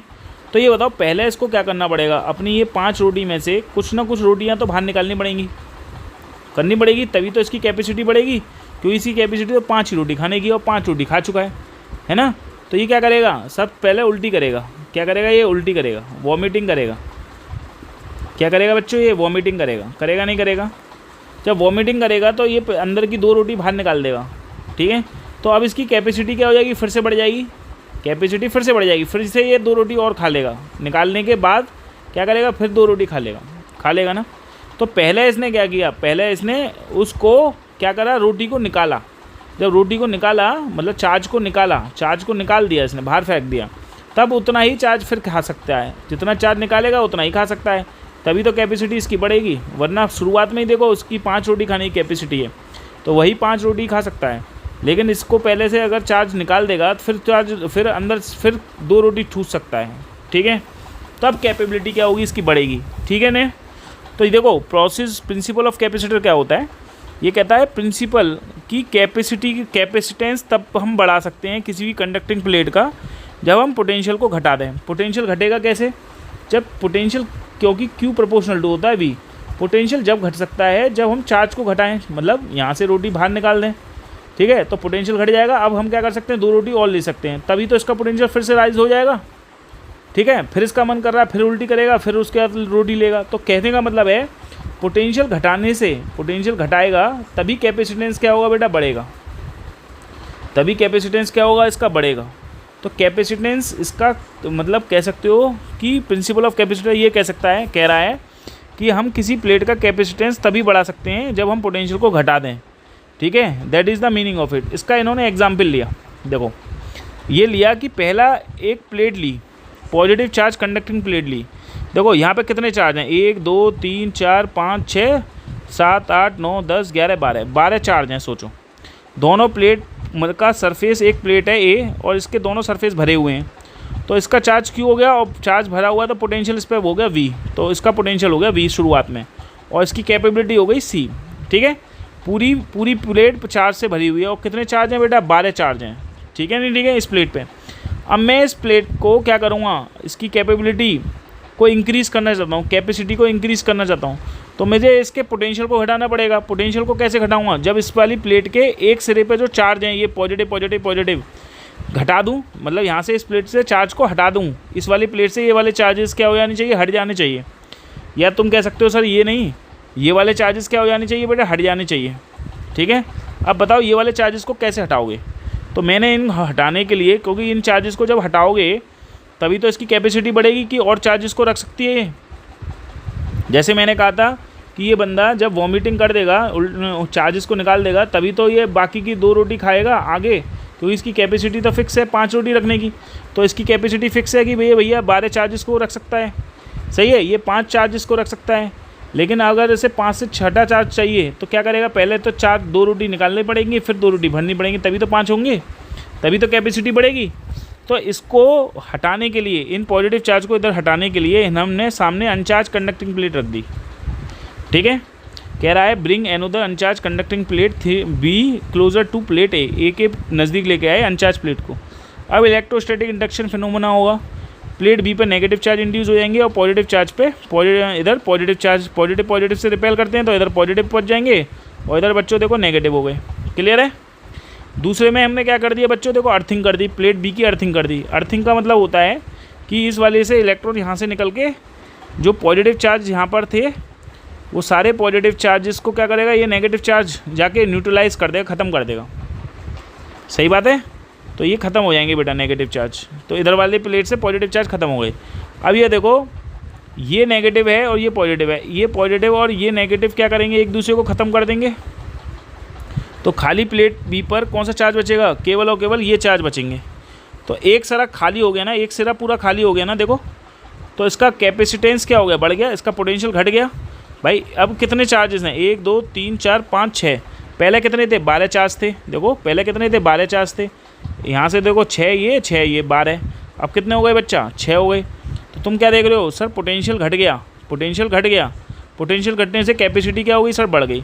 तो पोटेंशियल घट गया, ठीक है, V से V डैश हो गया और कैपेसिटी C से C डैश हो गई, बढ़ गई कैपेसिटी। तो यहाँ पर देखो यही प्रिंसिपल होता है कैपेसिटर का। बताओ समझ में आया, बताओ बेटा समझ में आया, आई होप समझ में आया होगा। देखो नेक्स्ट है बेटा कैपेसिटर, नेक्स्ट है कैपेसिटर, ठीक है। अभी तक तो हमने कैपेसिटेंस के बारे में जाना। अब कैपेसिटर क्या होता है, वही एक डिवाइस होती है जो कि एनर्जी को स्टोर करके रखती है इलेक्ट्रिक फील्ड में, ठीक है। कैपेसिटर होता क्या है बेसिकली? कैपेसिटर होता है देखो ऐसे दो कंडक्टिंग प्लेट होती हैं जो एक दूसरे से कुछ दूरी पर बेसिकली सेपरेट होती हैं और इनका एरिया होता है ए, और इनके बीच में जो भरा होता है वो एयर भी भरा हो सकती है, कोई मीडियम भी भरा हो सकता है, कोई इंसुलेटिंग मीडियम भी हो सकता है इसके बीच में, या एयर भी हो सकती है या इंसुलेटिंग मीडियम भी हो सकता है। तो कैपेसिटर को ऐसे डिफाइन करेंगे, capacitor consist of two conducting plates, एक ये कंडक्टिंग प्लेट है और एक ये कंडक्टिंग प्लेट है, ये दूसरी ये पहली, जो सेपरेट होंगी बाय नॉन कंडक्टिंग मीडियम। इनके बीच में नॉन कंडक्टिंग मीडियम हो सकता है, non conducting medium, non conducting medium मतलब इंसुलेटिंग मटेरियल हो सकता है, इंसुलेटिंग मटेरियल कह रहा है ना, इंसुलेटिंग मटेरियल या इंसुलेटिंग मीडियम, डाइलेक्ट्रिक मटेरियल भी कह सकते हो, इसके बीच में भरा हो सकता है, जिसकी वजह से क्या हो सकता है इसके अंदर एनर्जी स्टोर हो सकती है, या कह सकते हो large amount of charge store हो सकते हैं स्मॉल स्पेस में। ठीक है, ऐसी डिवाइस का नाम बोलते हैं कैपेसिटर। ठीक है सर, इसका सिंबल क्या होता है इससे कैपेसिटर का? कैपेसिटर को ऐसे शो करते हैं, तो वो एक दो प्लेट बना देते हैं और ऐसे शो कर देते हैं। इसका कैपेसिटेंस जो भी होगा 5 माइक्रोफैराड या 10 माइक्रोफैराड ये फिक्स होता है, तो ये फिक्स कैपेसिटर है। क्या है ये? फिक्स कैपेसिटर है। ठीक है, कैपेसिटेंस और फिक्स कैपेसिटेंस, ये एक ऐसा कैपेसिटर बनाया है जिसका कैपेसिटेंस फिक्स है। ये क्या है? ये सर कैपेसिटेंस बनाया है वेरिएबल का। देखो ऐसा सिंबल बनाना, ऐसे कर देना, और देखो बेटा ऐसे कर देना। ये सिंबल किसका है? ये वेरिएबल का है, वेरिएबल कैपेसिटेंस का है। तो कैपेसिटेंस और वेरिएबल कैपेसिटेंस का हमने बनाया है। ठीक है बेटा, ये ध्यान रखना है। ठीक, क्लियर है यहाँ तक? चलो ये कुछ नहीं है, ये मत पढ़ना आप। अब आ जाओ यहाँ पे कैपेसिटर्स पे, टाइप्स ऑफ कैपेसिटर्स। ठीक है, कैपेसिटर के टाइप्स पढ़ने हैं आपको। क्लियर? देखो आपको पता है शेप के बेसिस पर जो कैपेसिटर के होते हैं, एक होता है पैरेलल, एक होता है स्फेरिकल, एक होता है सिलिंड्रिकल कैपेसिटर। शेप के बेसिस पे, तो यहाँ पे जो शेप है ये पैरेलल प्लेट है, तो इसलिए पैरेलल प्लेट कैपेसिटर बोल दिया। एक शेप अभी आपने स्फेरिकल पढ़ी थी, स्फेरिकल कंडक्टर, स्फेरिकल कैपेसिटर की शेप होती है स्फेरिकल होता है। एक सिलिंड्रिकल कैपेसिटर होता है। ठीक है, हम दूसरा कैपेसिटर मीडियम के बेसिस पे भी होता है, डाइलेक्ट्रिक मीडियम। अगर दो प्लेट्स के बीच में अगर हमने कोई इलेक्ट्रोलाइटिक कैपेसिटर, इलेक्ट्रोलाइटिक सॉल्यूशन डाल दिया इसके अंदर, तो ये इलेक्ट्रोलाइटिक कैपेसिटर बन जाएगा। अगर मैंने इसके अंदर बेटा सपोज कर लो पेपर भर दिए, क्या भर दिए? पेपर भर दिया इन दो प्लेट्स के बीच में, तो ये पेपर कैपेसिटर बन जाएगा। अगर मैंने इसके बीच में बेटा कोई माइका भर दी, क्या भर दी? कोई माइका भर दी, तो ये माइका कैपेसिटर हो जाएगा। और इनके दो प्लेट्स के बीच में अगर मैंने कोई सिरेमिक रख दिया, क्या भर दिया बेटा? सिरेमिक। क्या भर दिया? ये सिरेमिक भर दिया, तो ये सिरेमिक कैपेसिटर हो जाएगा। सुन में आया नहीं है? तो डिपेंड करता है कि कौन सा कैपेसिटर कहलाएगा, वो डिपेंड करता है कि दो प्लेट्स के बीच में हम क्या भर रहे हैं।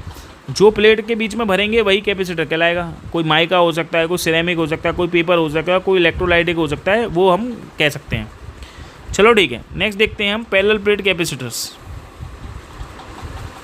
नेक्स्ट देख सकते हैं हम पैरेलल प्लेट कैपेसिटर। ठीक है भैया, पैरेलल प्लेट कैपेसिटर क्या होता है बच्चों? देखो ध्यान से सुनो, पैरेलल प्लेट कैपेसिटर क्या हो सकता है, क्या कहते हैं? देखो दो प्लेट्स बनाना सबसे पहले, ठीक। इन दो प्लेट्स का एरिया दिखाना, ये प्लेट का एरिया ए है और इस प्लेट का भी एरिया ए है। कोई प्रॉब्लम नहीं सर। इन दो प्लेट्स के बीच की दूरी दिखाना, ये डी है, ठीक है। अब मैंने क्या करूँगा, इन प्लेट्स को एक बैटरी से जोड़ दूँगा। जब बच्चों में बैटरी से जोड़ दूँगा तो एक बताओ, ये बैटरी वर्क करना चालू करेगी, जिसका वोल्टेज भी है, बैटरी वर्क करेगी तो यहाँ से इलेक्ट्रॉन खींचेगी। जब इलेक्ट्रॉन खींचेगी तो इलेक्ट्रॉन पॉजिटिव की ओर खींच के चले जाएंगे और नेगेटिव से रिपेल कर जाएंगे, इधर इकट्ठे होते जाएंगे और पॉजिटिव इधर इकट्ठा होता जाएगा। तो इनके बीच में एक इलेक्ट्रिक फील्ड बनेगा। प्लेट के बीच में क्या बनेगा? एक इलेक्ट्रिक फील्ड बनेगा। भाई इनके बीच में एक इलेक्ट्रिक फील्ड बन जाएगा, बोलो बनेगा ना इलेक्ट्रिक फील्ड। ये बताओ, इन बीच में एक प्लेट है, ये प्लेट है, ऐसी प्लेट है, ये इन्फिनाइट शीट वाली प्लेट। इससे आर दूरी पर हम जब पॉइंट पे पी पर इलेक्ट्रिक फील्ड निकालते थे गॉस लॉ से, तो कितना आता? सिग्मा वाई 2 एप्सिलॉन नॉट तो आता था। बोलो, अगर ये प्लेट पॉजिटिव है तो इलेक्ट्रिक फील्ड बाहर की ओर होता था, ठीक है। तो यहाँ पर एक बार बताओ, इन प्लेट्स, दो प्लेट्स के बीच में एक प्लेट है पॉजिटिव और बच्चों एक प्लेट है नेगेटिव। इस बीच में एक पॉइंट लिया, जिस पॉइंट पर इलेक्ट्रिक फील्ड निकालना चाहते हो, ये जो बीच में इलेक्ट्रिक फील्ड है ना, ये इलेक्ट्रिक फील्ड जो है बीच में, ये कितना होगा? तो ये बताओ, पॉजिटिव की वजह से इलेक्ट्रिक फील्ड बाहर होगा, कितना होगा? Sigma by 2 epsilon not. और बच्चों नेगेटिव की वजह से कितना होगा? वो भी होगा सिग्मा बाई 2 एप्सिलॉन नॉट। तो बच्चों दोनों की वजह से जो फाइनली जुड़ेगा तो sigma by 2 epsilon not plus sigma by 2 epsilon not. तो बच्चों कितना हो जाएगा ये 2 सिग्मा बाई 2 एप्सिलॉन नॉट। तो बच्चों कितना हो जाएगा ये सिग्मा बाई एप्सिलॉन नॉट हो जाएगा। तो मेरा ये नेट इलेक्ट्रिक फील्ड आ जाएगा निकल के, कितना हो जाएगा ये सिग्मा बाई एप्सिलॉन नॉट हो जाएगा। सही है। तो इलेक्ट्रिक फील्ड की वैल्यू जो होगी प्लेट के बीच में वो कितनी होगी, सिग्मा बाई एप्सिलॉन नॉट होगी। सिग्मा क्या होता है sir, charge per unit area होता है बस। ठीक है। अब मुझे बताओ यहाँ पर जो चार्ज एक्यूमुलेट होता है वो जब तक ही तो होता है जब तक कि इसके बीच का पोटेंशियल डिफरेंस v ना हो जाए, यही तो होता है। और तुम्हें पता है E इक्वल टू होता है माइनस के dv/dr। तो ये बताओ E equal to potential difference इनके बीच में कितना होगा v, और कितने बीच की दूरी है, इनके बीच की दूरी d है। तो बताओ v बराबर क्या हो जाएगा sir, E into D. E क्या है यहाँ पे इनके प्लेट के बीच में, E नॉट है, तो E नॉट इंटू डी हो जाएगा। तो बच्चों v बराबर E नॉट की वैल्यू कितनी है सर, E नॉट की वैल्यू है, देखो ये निकालिए अभी, ये निकालिए, कितनी निकाली है भाई, Q by A epsilon naught into D हो गया। ठीक। अब आपको कैपेसिटेंस निकालना है, तो Q बराबर क्या होता है सर, फॉर्मूला CV। तो C बराबर क्या हो जाएगा सर, Q बाई V।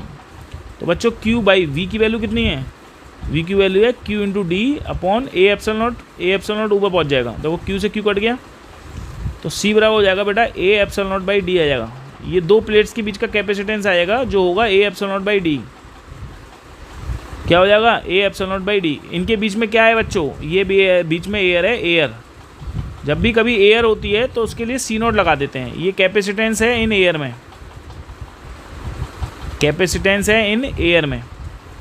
फिर से समझ लो हमने क्या किया, हमने क्या किया एक बैटरी से कनेक्ट कर दिया, तो इलेक्ट्रॉन इससे खिंच के दूसरी वाली प्लेट पे जाएंगे, तो पॉजिटिव चार्ज एक जगह इकट्ठा हो जाएगा, नेगेटिव चार्ज दूसरी प्लेट पे इकट्ठा हो जाएगा। इसकी वजह से एक electric field separated out electric field बन जाएगा बीच में, ई नॉट। क्लियर है। और ये चार्ज एक्यूमुलेट इस वाली प्लेट पे, और नेगेटिव पॉजिटिव चार्ज और नेगेटिव चार्ज जब तक एक्यूमुलेट होगा जब तक कि इनके बीच का पोटेंशियल डिफरेंस v ना हो जाए। ठीक है, बैटरी के पोटेंशियल डिफरेंस के बराबर ना हो जाए। ठीक है। अब इन प्लेट्स के बीच में बनने वाला इलेक्ट्रिक फील्ड की वैल्यू कैसे निकालते हो, आपको पता है एक प्लेट के बराबर बनने वाला पॉइंट P पर इलेक्ट्रिक फील्ड बाहर की ओर होगा, किधर होगा, सिग्मा बाई 2 एप्सिलॉन नॉट।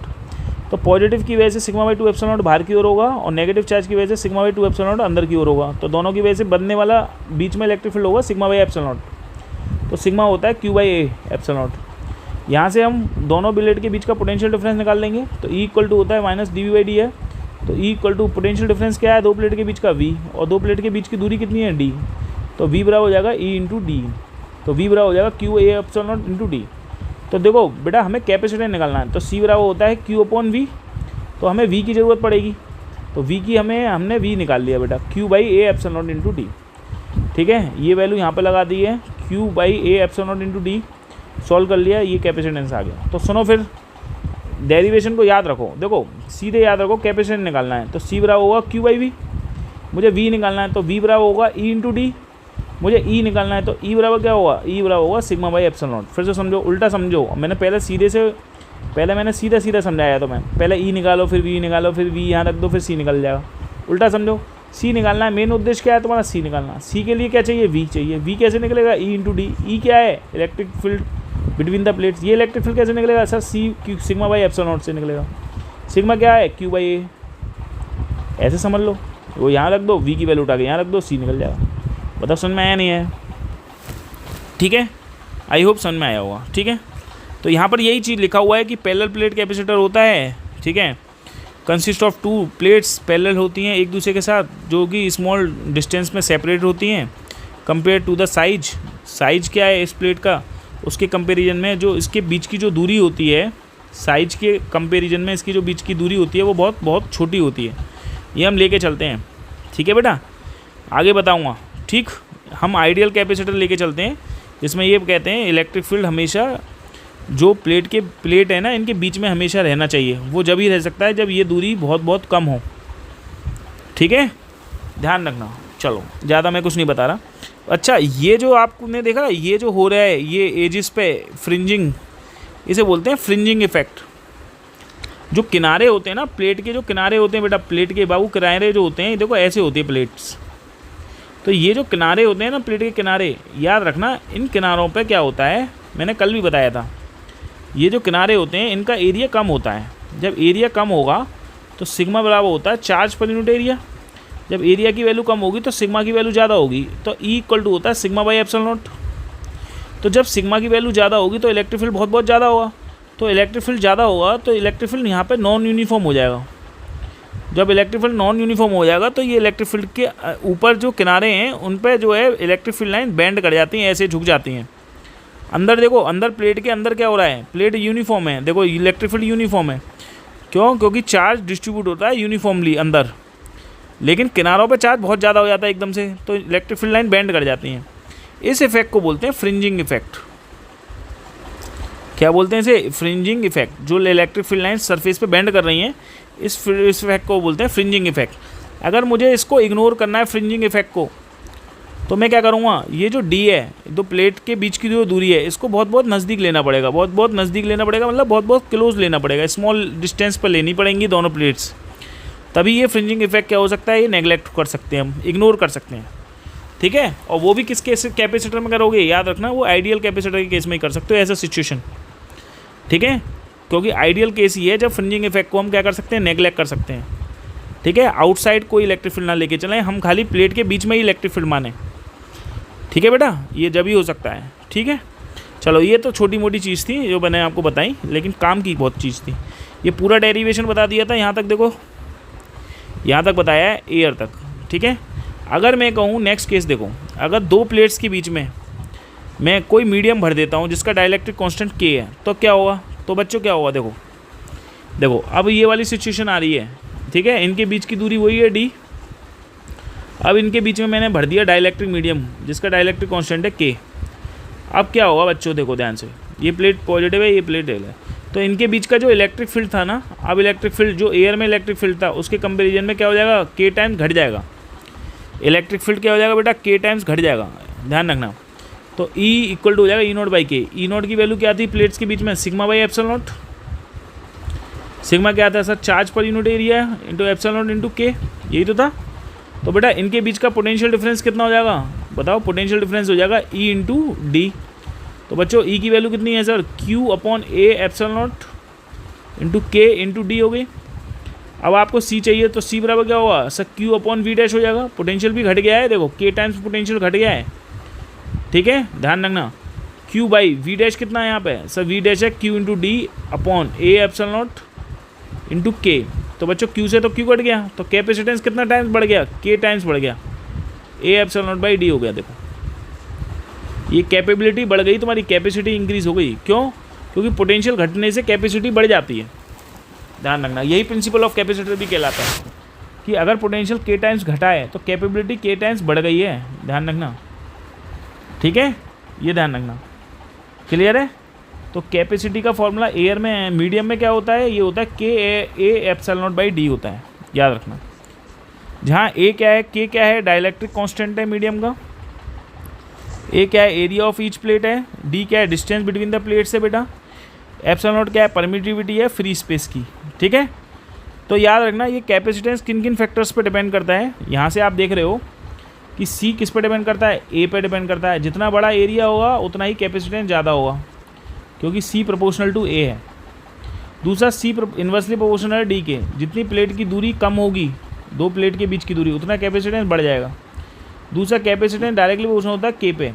के क्या है, मीडियम की परमिटिविटी। जितना के की वैल्यू ज़्यादा होगी बच्चों उतना ही कैपेसिटेंस क्या होगा, बढ़ेगा। जितना ज़्यादा जो है हम ऐसा मीडियम लेंगे जिसका डाइलेक्ट्रिक कांस्टेंट ज़्यादा होगा, ठीक है, जिसकी मीडियम की परमिटिविटी जितनी ज़्यादा होगी, ठीक है, उतना ही कैपेसिटेंस क्या होगा, उतना ही कैपेबिलिटी क्या हो जाएगी, उसकी बढ़ जाएगी। ये ध्यान रखना, ठीक है बेटा। तो यहाँ पर यही चीज़ लिखी है, डिपेंड करता है एरिया पर, डिस्टेंस पर, मीडियम की परमिटिविटी पर। देखो सी प्रोपोर्शनल टू के भी लिख सकते हो, या देखो के ए एप्सिलॉन बाई डी भी लिख सकते हैं, क्योंकि एप्सिलॉन को जो लिखते हैं एप्सिलॉन बराबर होता है एप्सिलॉन नॉट इंटू के। तो यहाँ एप्सिलॉन लिख दिया है, कोई प्रॉब्लम नहीं है, ठीक है ना बेटा। एप्सिलॉन होता है एप्सिलॉन नॉट इंटू के, तो एप्सिलॉन लिख दिया, कोई प्रॉब्लम नहीं है, ठीक है। अब वही ट्रिक बताई है जो पहले मैंने बता चुका था, सी बढ़ने पर एरिया बढ़ेगा, डी घटेगा, के बढ़ेगा।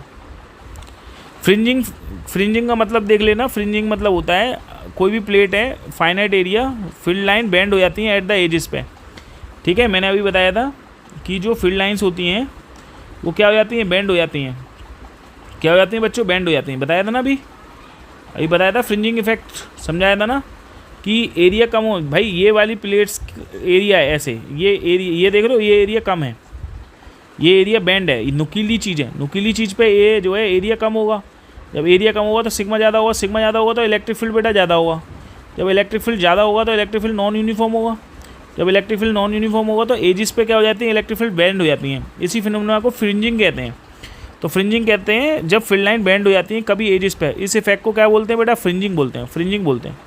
फ्रिंजिंग कब होती है, एजिस पे होती है। एजिस कैसे होते हैं, नुकीले होते हैं, किनारे पतले होते हैं, थिन होते हैं। तो एरिया कम होता है, वहाँ पर सिग्मा ज़्यादा होता है। सिग्मा ज़्यादा होने से ई ज़्यादा होता है। इलेक्ट्रिक फील्ड बहुत ज़्यादा होगा तो दो सेम चार्जेस के बीच में रिपल्शन बहुत ज़्यादा होगा, तो फील्ड नॉन यूनिफॉर्म हो जाएगा और बेंडिंग हो जाएगी दो लाइंस की। इसी इफेक्ट को बोलते हैं फ्रिंजिंग इफेक्ट। बोलो समझ में आया? ठीक है, आप भी कहोगे सर हाँ भाई मज़ा आ गया। ठीक है, मज़ा आएगा, गारंटी कह रहा हूँ। ठीक है, हर चीज़ समझ में आएगी मेरे भाई, बस मेरे से जुड़े रहना। मैं आपको रियलिटी बता रहा हूँ, एक एक चीज़ समझ में आएगी और बेहतरीन तरीके से समझ में आएगी, ये मेरा आपको वादा है। ठीक है, देखिए कॉम्बिनेशन ऑफ कैपेसिटर्स। कैपेसिटर का कॉम्बिनेशन है, पहला है सीरीज़ कॉम्बिनेशन कहलाएगा। ठीक है, जैसे यहाँ पर दिखाया है एक कैपेसिटर C1 है, ये C2 है, ये C3 है, ये CN है। कैपेसिटर ले लिए, N कैपेसिटर लिए हैं जो सीरीज़ में कनेक्ट कर दिए, है ना। तो बेटा सीरीज़ में क्या चीज़ सेम होती है, इस बैटरी से जो निकलेगा चार्ज होगा वही चार्ज सेम जाएगा, सेम चार्ज जाएगा सब में। देखो सब में चार्ज Q दिखाया, सेम चार्ज दिखाया, लेकिन हर एक के अक्रॉस वोल्टेज क्या होगा, हर एक के अक्रॉस वोल्टेज डिफरेंट होगा। ये V1 होगा, ये बच्चों V2 होगा, ये V3 होगा, ऐसे ही बच्चों वोल्टेज VN होगा।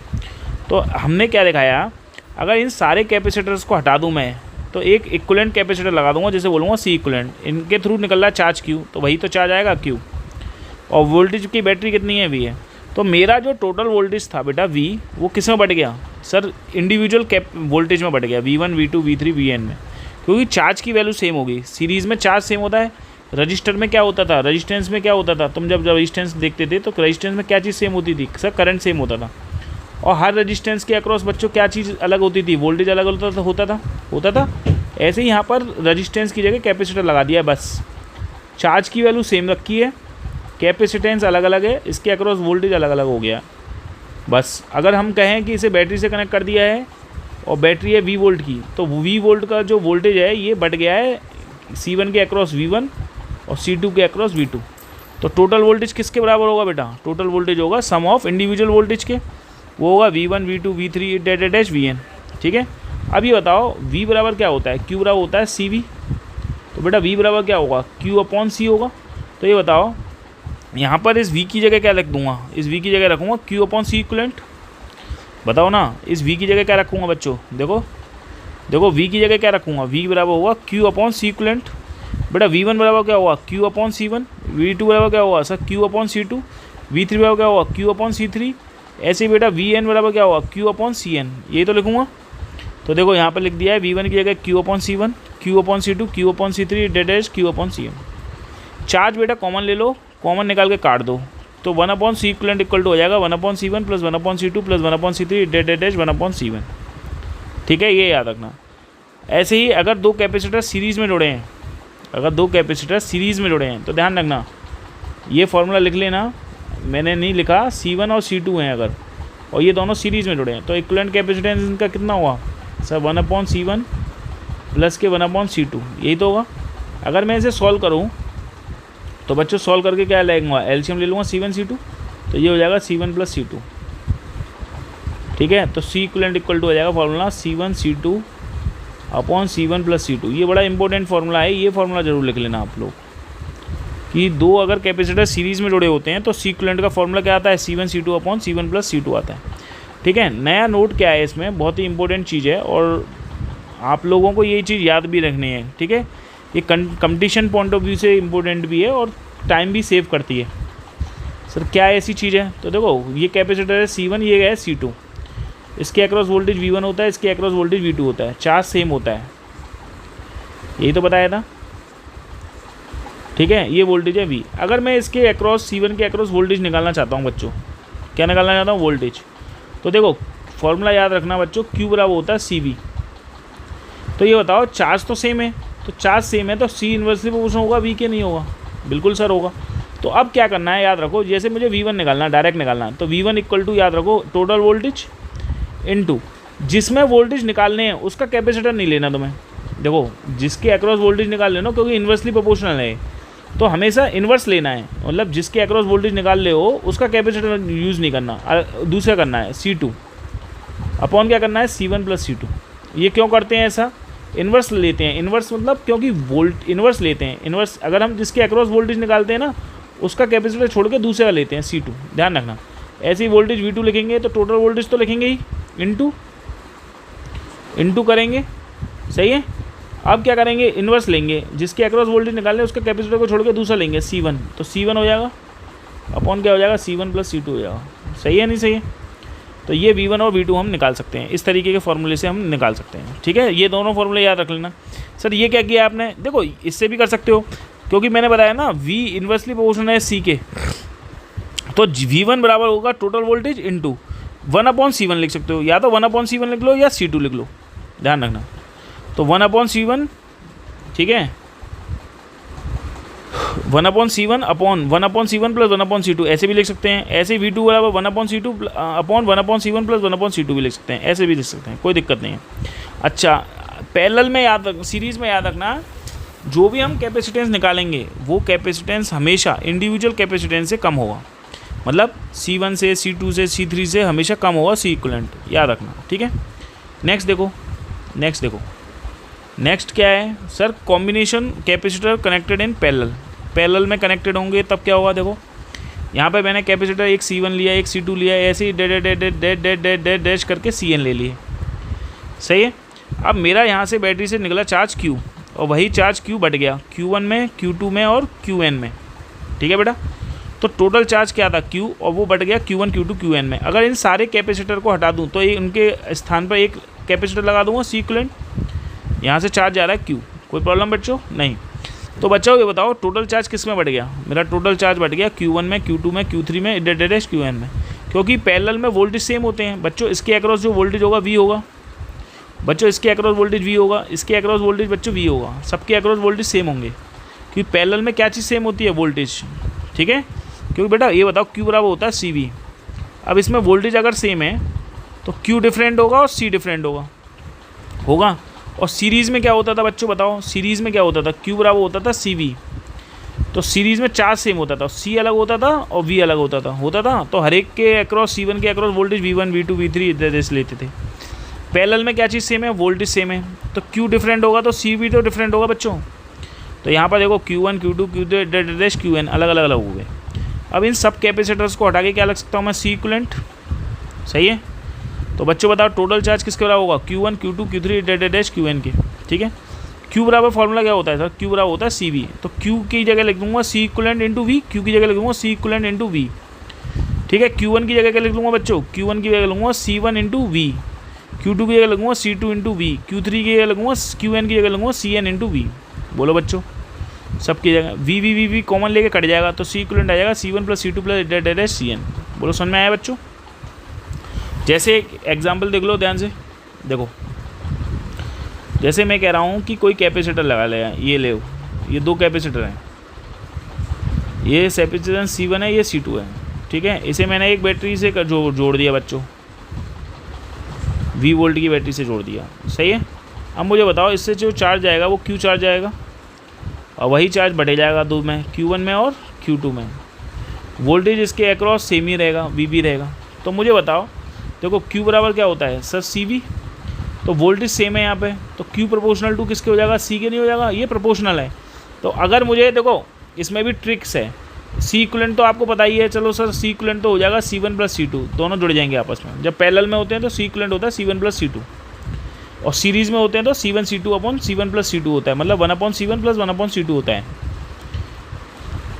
तो देखो बेटा ध्यान से सुनो, तो टोटल चार्ज अगर मैं डायरेक्ट निकालना चाहता हूँ, Q1 चार्ज निकालना चाहता हूँ, तो Q1 बराबर हो जाएगा, ध्यान रखना, टोटल चार्ज इनटू जिसमें चार्ज निकाल लो ना, क्योंकि ये प्रोपोर्शनल में है इसलिए C1 ही लिया जाएगा, ना कि C2 लिया जाएगा। C1 upon C1 plus C2 लेंगे, और ऐसे चार्ज Q2 है तो बेटा क्या लेंगे, Q into C2 upon C1 plus C2 लेंगे, ठीक है। अब सर समझा दो अच्छे से मेरे को, इनके सवाल के थ्रू मुझे समझा दो सर कैसे क्या किया किया। देखो जाहिर सी बात है, जब मैंने वोल्टेज ले रहा था तो वोल्टेज में Q बराबर होता था CV। तो सीरीज़ में क्या चीज़ सेम होती थी, Q सेम होती थी, तो C इन्वर्सली प्रोपोर्शनल होता था V के। तो V1 बराबर लिखते थे, वहाँ पे V1 निकालते थे, वोल्टेज निकालना होता था। V1 बराबर होते थे V, और हम V1 जिसमें निकालना है C1 के अक्रॉस था V1, तो वो C1 छोड़ देंगे, दूसरा ले लेंगे इन्वर्सली प्रोपोर्शनल C2 लिख लेंगे अपॉन C1 प्लस C2 ले लेंगे। ऐसे ही V2 निकालना होता था तो क्या करते थे, V into C1 upon C1 plus C2 कर देते थे। यहाँ क्या करते हैं, क्योंकि यहाँ इन्वर्स प्रोपोर्शन है, यहाँ क्या है बेटा, Q बराबर होता है CV, तो Q प्रोपोर्शनल टू C है, यहाँ डायरेक्टली प्रोपोर्शनल का रिलेशन है। तो Q1 के अक्रॉस कितना था C1, Q2 के अक्रॉस क्या था C2, यहाँ V1 के अक्रॉस C2 लेंगे क्योंकि इन्वर्सली प्रोपोर्शनल है। याद रखना, बस इतना चीज़ ध्यान रखनी है आपको, ठीक है। सवाल देखो कैसे करेंगे, जैसे देखो बेटा, जैसे कोई क्वेश्चन देख लो। जैसे मान लो कि मैंने 2 कैपेसिटर ले लिए बेटा, एक 3 माइक्रोफेराड का ले लिया, एक 6 माइक्रोफेराड का ले लिया, ठीक है, और एक बैटरी लगा दी बेटा, मान लो 6 वोल्ट की। क्या वोल्ट की, 6 वोल्ट की, ठीक है। अब मुझसे पूछ रहा है इसके अक्रॉस वोल्टेज V1 कितना होगा और V2 कितना होगा, ठीक है भाई। क्या होगा, V1 V2 पूछ लिया, ठीक। तो अब मुझे बताओ, तुम्हें अगर V1 निकालना है तो क्या करोगे, ठीक है। अब यहाँ पे क्वेश्चन देखो क्या क्या क्वेश्चन पूछ रहा हूँ मैं। सबसे पहला क्वेश्चन पूछ रहा हूँ C इक्विवेलेंट, दूसरा पूछ रहा हूँ जो चार्ज होगा टोटल चार्ज कितना होगा Q, तीसरा पूछ रहा हूँ V1 कितना होगा V2 कितना होगा। तो बताओ C1, पहले बताओ C इक्विवेलेंट कितना होगा। जब 2 कैपेसिटर सीरीज़ में लगे हों तो फॉर्मूला होता है C1 C2 upon C1 plus C2। तो बच्चों C1 कितना है, 3 इंटू 6 अपॉन 3 प्लस 6, तो कितना हो गया, 6×3=18/9, कितना आ गया, 2 माइक्रोफेराड आ गया। तो बेटा चार्ज कितना आ जाएगा, टोटल चार्ज, तो बताओ Q बराबर होता है C equivalent into voltage. C equivalent कितना बेटा, 2, और बच्चों वोल्टेज कितना है, 6, तो कितना आ गया सर, ये 12 माइक्रोकूलम आ गया नहीं आया। तो बेटा अब तुम्हें V1 चाहिए, तो मैंने बताया वो फॉर्मूला बताया था, V1 बराबर क्या होता है, total voltage into C2 upon C1 plus C2, क्योंकि इन्वर्सली प्रोपोर्शनल होता है।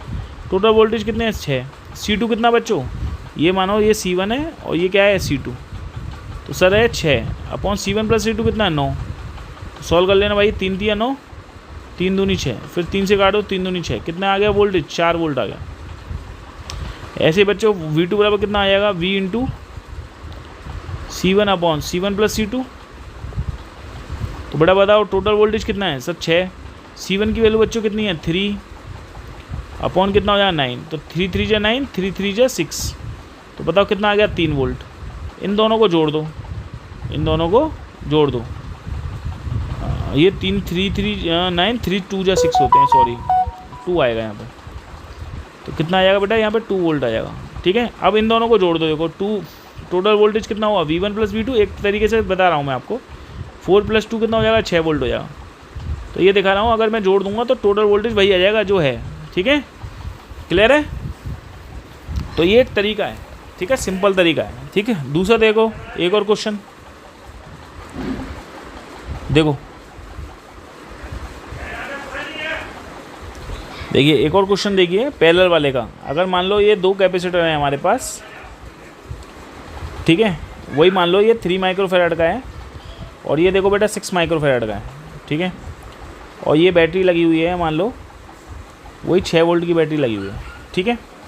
तुमसे पूछेगा बताओ Q1 कितना हुआ और Q2 कितना हुआ, ठीक है। ये C2 है और बच्चों ये C1 है, और टोटल चार्ज कितना हुआ। तो क्वेश्चन क्या पूछ रहा है, पहला पूछा है Q कितना होगा, दूसरा पूछा है C इक्विवेलेंट कितना होगा, तीसरा पूछा है कि बताओ Q1 कितना होगा और Q2 कितना होगा, ये पूछ रहा है। कैसे निकालोगे बच्चों, तो सबसे पहले बताओ C इक्विवेलेंट कितना होगा, तो C इक्विवेलेंट होगा C1 प्लस C2, ठीक है। C इक्विवेलेंट कितना होगा, C1 प्लस C2, C1 कितना होगा 3 प्लस 6, कितना हो जाएगा, ये 9 माइक्रोफेराड आ जाएगा, ठीक है। नेक्स्ट देखो बेटा Q बराबर निकालना है, तो Q बराबर क्या होगा, C equivalent into voltage V हो जाएगा। C इक्विवेलेंट कितना हो जाएगा 9, वोल्टेज कितना हो जाएगा 6, 9 छिक्के कितने होते हैं 54, तो 54 माइक्रोकूलम आ जाएगा। ये चार्ज आएगा कितना 54 माइक्रोकूलम।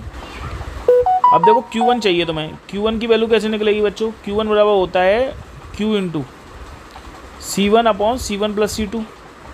तो देखो Q कितना है 54, C1 की वैल्यू बच्चों कितनी है 3, और C1+C2 की वैल्यू कितनी है 9।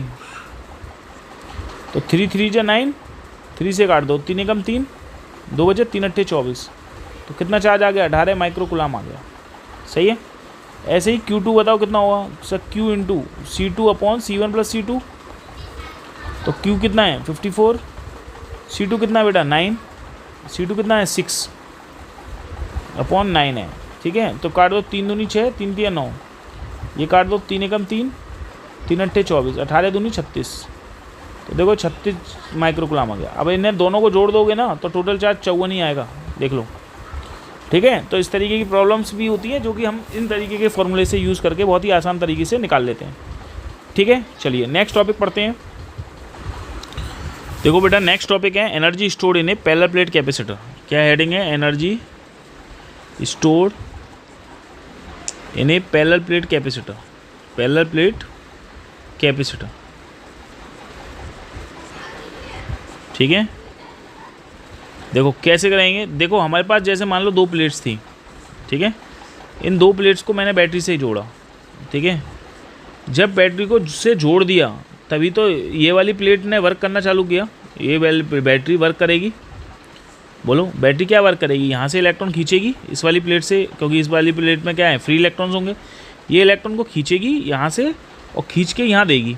तो चार्ज को खींच रही है तो इस वाली प्लेट पे पॉजिटिव चार्ज इकट्ठा होता जाएगा और इस वाली प्लेट पे इसके अपोजिट चार्ज नेगेटिव चार्ज इकट्ठा होता जाएगा बेटा, ठीक है। और ये जब तक होगा जब तक कि इसका पोटेंशियल डिफरेंस और इन बीच के पोटेंशियल डिफरेंस के बराबर ना हो जाए, इन प्लेट के बीच के पोटेंशियल डिफरेंस के बराबर ना हो जाए, तब तक चार्ज एक्यूमुलेट होगा।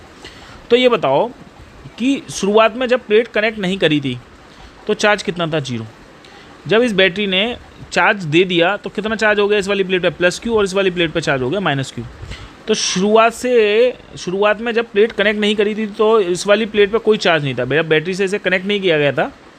ये मान लो ये जब बैटरी से कनेक्ट कर दिया तभी तो चार्ज एक्यूमुलेट होना चालू हुआ, जब सर्किट को क्लोज़ कर दिया, ठीक है। जब मैंने सर्किट से क्लोज ही नहीं किया था, ठीक है, सर्किट हमने क्लोज ही नहीं किया, की को अब हमने क्लोज ही नहीं किया, तो चार्ज कितना था 0, ठीक है। और जब मैंने इसे क्लोज कर दिया तो इस बैटरी ने वर्क करना चालू किया और इस वाली प्लेट से इलेक्ट्रॉन खींच के इस वाली प्लेट पर डालता गया वो। तो जिस पास से प्लेट से इलेक्ट्रॉन निकलेंगे उस पर पॉजिटिव चार्ज आएगा और दूसरे पे नेगेटिव चार्ज आ जाएगा और यहाँ पर एक इलेक्ट्रिक फील्ड एग्जिस्ट हो जाएगा। और यहीं हमारी जो एनर्जी बैटरी के द्वारा जो वर्क कर रहे हैं, जो बैटरी की जो एनर्जी है वो कहीं ना कहीं इलेक्ट्रिक फील्ड के रूप में स्टोर हो रही है। जो इलेक्ट्रिक फील्ड किसके बीच में बनना है बेटा, 2 प्लेट्स के बीच में बनना है, ठीक है। अब मैं यहाँ पर ये क्या करूँगा, यहाँ पर ये लेके चलूँगा कि पहले किसी इंस्टेंट पे इसने कितना चार्ज भेजा, इस बैटरी ने जो वर्क किया, स्मॉल वर्क किया बैटरी के द्वारा, work done by the battery, small work done by the battery निकाल रहा हूँ मैं, ध्यान रखना क्या निकाल रहा हूँ, small work done by the battery. Battery ने कितना वर्क किया, तो मैंने ये माना बैटरी ने जो है यहाँ से स्मॉल चार्ज दिया, तो small charge DQ into potential difference, यही तो होता है बेटा। V बराबर क्या होता है W/Q, तो W बराबर क्या हो जाएगा Q इंटू V, यही तो होगा। तो मुझे बताओ कि इस बैटरी ने यहाँ से कितने चार्ज निकाले शुरुआत में किसी इंस्टेंट पे, क्योंकि वर्क आपको कहाँ से कहाँ तक करना है किसी चार्ज को, क्योंकि शुरुआत में कोई चार्ज नहीं था। जब आपने बैटरी से कनेक्ट कर दिया तो बैटरी ने वर्क करना चालू किया और चार्ज को कहाँ से कहाँ पहुँचाया उसने, प्लेट पे पहले बिल्कुल चार्ज नहीं था। तब जब प्लेट पूरी फुली चार्ज हो गई तो टोटल चार्ज कितना आ गया Q। तो बैटरी ने वर्क कब तक किया, चार्ज को पूरा भरने में, 0 से Q तक चार्ज भरने में ही तो वर्क किया। तो मैं क्या करता हूँ, जब इनके बीच में पहले स्मॉल वर्क निकालता हूँ बैटरी की ने कितना किया, DQ चार्ज को पहुँचाने में, यहाँ से यहाँ तक DQ चार्ज को पहुँचाने में कितना बैटरी ने वर्क किया, वो इतना ही तो किया होगा। बिल्कुल सही सर। अब मुझे बताओ Q बराबर क्या होता है किसी इंस्टेंट पे, चार्ज कितना हुआ, Q बराबर होता है CV। तो बच्चों V बराबर क्या होगा Q/C, तो V की जगह रख दे रहा हूँ यहाँ पे Q/C इंटू DQ हो जाएगा। बोलो यही तो स्मॉल वर्क डन हुआ बैटरी के द्वारा।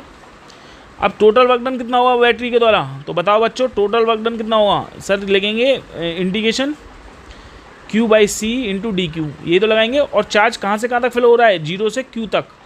0 से Q चार्ज फ्लो करने में जो बैटरी ने वर्क किया है वो वर्क निकालना है हमें। तो देखो बेटा 1/C, ये इंटीग्रेशन लगा दिया Q/DQ, और चार्ज कहाँ से कहाँ तक पहुँचाया है मैंने, 0 से Q तक। क्लियर है। तो बच्चों ये हो गया 1/C, इसका इंटीग्रेशन करोगे तो कितना आएगा, ये आ जाएगा इंटीग्रेशन Q²/2, लिमिट लगा देंगे 0 से Q, सही है। तो ये हो जाएगा 1/2C लिमिट लगा दो क्यू की जगह कैपिटल क्यू लगा दो, फिर माइनस करो क्यू की जगह 0 लगा दो। तो बच्चों क्या आ जाएगा, ये Q²/2C आ जाएगा। ये जो वर्क करा है ना बैटरी ने, यही वर्क पोटेंशियल एनर्जी के रूप में क्या हो जाएगा बेटा, स्टोर हो जाएगा। तो U बराबर जाएगा Q²/2C। U बराबर क्या आ जाएगा, Q²/2C। देख सकते हो आप यहाँ पर, शुरू से देख लो भाई। शुरुआत में कोई चार्ज नहीं था क्योंकि प्लेट कनेक्टेड नहीं थी। जैसे ही मैंने इसे बैटरी से कनेक्ट कर दिया तो बैटरी ने वर्क करना चालू किया और यहाँ से प्लेट से इलेक्ट्रॉन को निकाल के इस वाली प्लेट पे देती गई। तो शुरुआत में चार्ज तो बिल्कुल नहीं था, 0 चार्ज था। और धीरे धीरे चार्ज कितना हो गया, 0 से कितना हो गया बेटा, Q चार्ज हो गया। कितना चार्ज हो गया, 0 से Q चार्ज हो गया। तो बैटरी ने पहले स्मॉल वर्क किया। मान लो बैटरी ने DQ चार्ज को निकाल के यहाँ से यहाँ फेंका, ठीक है। तो बैटरी ने कितना वर्क किया, DQ×V। तो V बराबर क्या होता है, V बराबर होता है Q/C, ठीक है बेटा। तो देखो टोटल वर्क डन कितना आएगा, चार्ज कहाँ से कहाँ तक पहुँच जाएगा। पहले प्लेट पे एक 0 चार्ज था और क्या हुआ, Q चार्ज। जैसे भाई देखो एक टंकी है यार और नीचे ये पंप है। क्या है नीचे, पंप। ये मानो ये पंप है। पंप क्या है, just like a battery. Pump क्या है, ये पंप है जस्ट लाइक ए बैटरी। इस पंप ने वर्क किया तो चार्ज पानी को यहाँ से यहाँ फेंकना चालू कर दिया और धीरे धीरे धीरे धीरे धीरे धीरे धीरे धीरे चार्ज बढ़ गया। पहले टंकी खाली थी, कोई भी चार्ज नहीं था टंकी में। और जब टंकी पूरी भर गई तो चार्ज कितना हो गया, टंकी में चार्ज Q हो गया। तो बैटरी ने, पंप ने कितना वर्क किया, पंप बैटरी ने वर्क करना चालू किया, तभी तो ऐसा हुआ होगा कि चार्ज 0 से Q हुआ हुआ। तो हम पहले ये लेके चल रहे हैं कि इसी बीच में किसी पर पहले इसने बहुत कम चार्ज फेंका, DQ चार्ज फेंका। तो उसमें वर्क डन कितना हुआ, DQ×V हुआ। V बराबर क्या हुआ, Q/C। तो कितना हुआ टोटल वर्क डन हो गया, 0 से Q, Q/C×DQ लिख देंगे बेटा, ठीक है। यहाँ पे 1/C क्या लेंगे, कांस्टेंट ले लेंगे, बाहर ले लेंगे इंटीग्रेशन से, ठीक है बेटा, क्लियर है। अब देखो जो है बैटरी ने फिर क्या किया, स्मॉल वर्क डन निकाल लिया आपने। फिर आपको पता है टोटल वर्क डन बैटरी ने कितना किया। बैटरी जब तक वर्क करती रहेगी जब तक कि बैटरी का पोटेंशियल डिफरेंस के बराबर इन दो प्लेट्स के बीच का पोटेंशियल डिफरेंस नहीं हो जाता, तभी तो टोटल चार्ज कहाँ से कहाँ तक पहुँचाएगी, 0 से Q तक। तो हमने चार्ज को 0 से Q तक पहुँचाने में बैटरी के द्वारा वर्क डन निकाल दिया, ठीक है बेटा। तो ये C कांस्टेंट है, बाहर ले लिया 1/C। Q/DQ हो गया। Q/DQ का इंटीग्रेशन क्या हुआ, इसकी पावर 1 है तो Q²/2 हो जाएगा। तो लिमिट लगा दी Q² - 0²। तो ये हो जाएगा फॉर्मूला Q²/2C हो जाएगा। अगर यहाँ पर मैं पुट कर दूँ बेटा Q बराबर CV, तो बेटा क्या फॉर्मूला आ जाएगा, Q बराबर CV रख दूँगा तो होल² 2C। तो बेटा C²×V² 2C हो जाएगा। तो C से C कट गया तो कितना आ जाएगा फॉर्मूला, 1/2CV²। तो ये पोटेंशियल एनर्जी का फॉर्मूला होता है ½ CV²। एक ये फॉर्मूला होता है, एक फॉर्मूला और लिख लो पोटेंशियल एनर्जी का, एक होता है ½ QV। क्या होता है, ½ QV। ये फॉर्मूले होते हैं पोटेंशियल एनर्जी के। तो देखो इधर कैपेसिटर एक ऐसी डिवाइस होती है जो एनर्जी को स्टोर करती है। एक प्रोसेस होता है जो कैपेसिटर को चार्ज करता है, और वो कब होगा, जब इलेक्ट्रॉन ट्रांसफ़र होंगे एक प्लेट से दूसरी प्लेट पे। इस प्रोसेस में क्या होता है, कैपेसिटर चार्ज होता है, उसके लिए हमें कुछ वर्क करना पड़ता है बैटरी के द्वारा। ये वर्क डन जो बैटरी के द्वारा करा हुआ है ये पोटेंशियल एनर्जी के रूप में स्टोर होता है, ये बताया गया है, ठीक है। उसके बाद मैंने बताया स्मॉल वर्क डन VDQ होता है, Q बराबर CV होता है, ये हमने लिख दिया। टोटल वर्क डन 0 से Q तक के लिए Q²/2C होता है।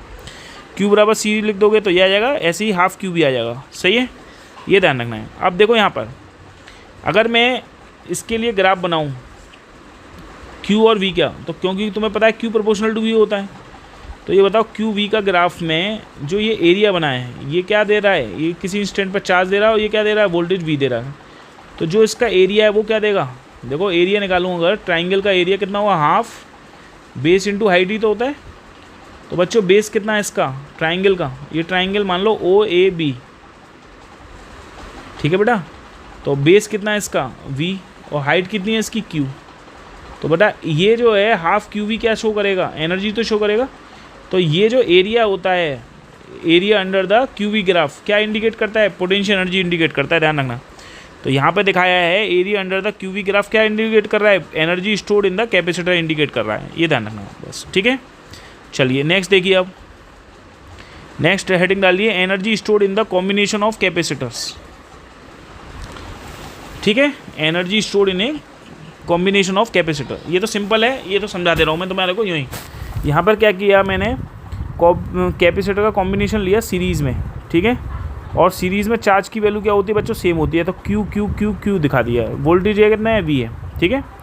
तो टोटल वो एनर्जी जो होती है सीरीज़ कॉम्बिनेशन में चार्ज कांस्टेंट होता है, जब सीरीज़ कॉम्बिनेशन में चार्ज कांस्टेंट होगा तो फॉर्मूला क्या होगा फॉर्मूले के लिए, Q²/2C, क्योंकि पोटेंशियल एनर्जी के 3 फॉर्मूले होते हैं, एक होता है हाफ CV², एक होता है हाफ QV और एक होता है Q²/2C, यही तो होता है फॉर्मूला। तो इसमें जब कैपेसिटर को सीरीज़ में कनेक्ट कर दिया तो देखो इसमें चार्ज सेम है, तो कौन सा फॉर्मूले में Q और C आ रहा है, केवल और Q और C देखना है कौन से फॉर्मूले में आ रहा है, तो Q और C इसी फॉर्मूले में आ रहा है, तो ये वाला फॉर्मूला हमने यूज़ किया है यहाँ के लिए सीरीज़ कॉम्बिनेशन के लिए। ठीक है बच्चों, तो Q²/2 इंटू 1/C लिख देंगे। ठीक है, 1/C इक्विवेलेंट कितना होता है सीरीज़ में, 1/C इक्विवेलेंट होता है 1/C1 plus 1/C2 plus 1/C3 dead 1/Cn।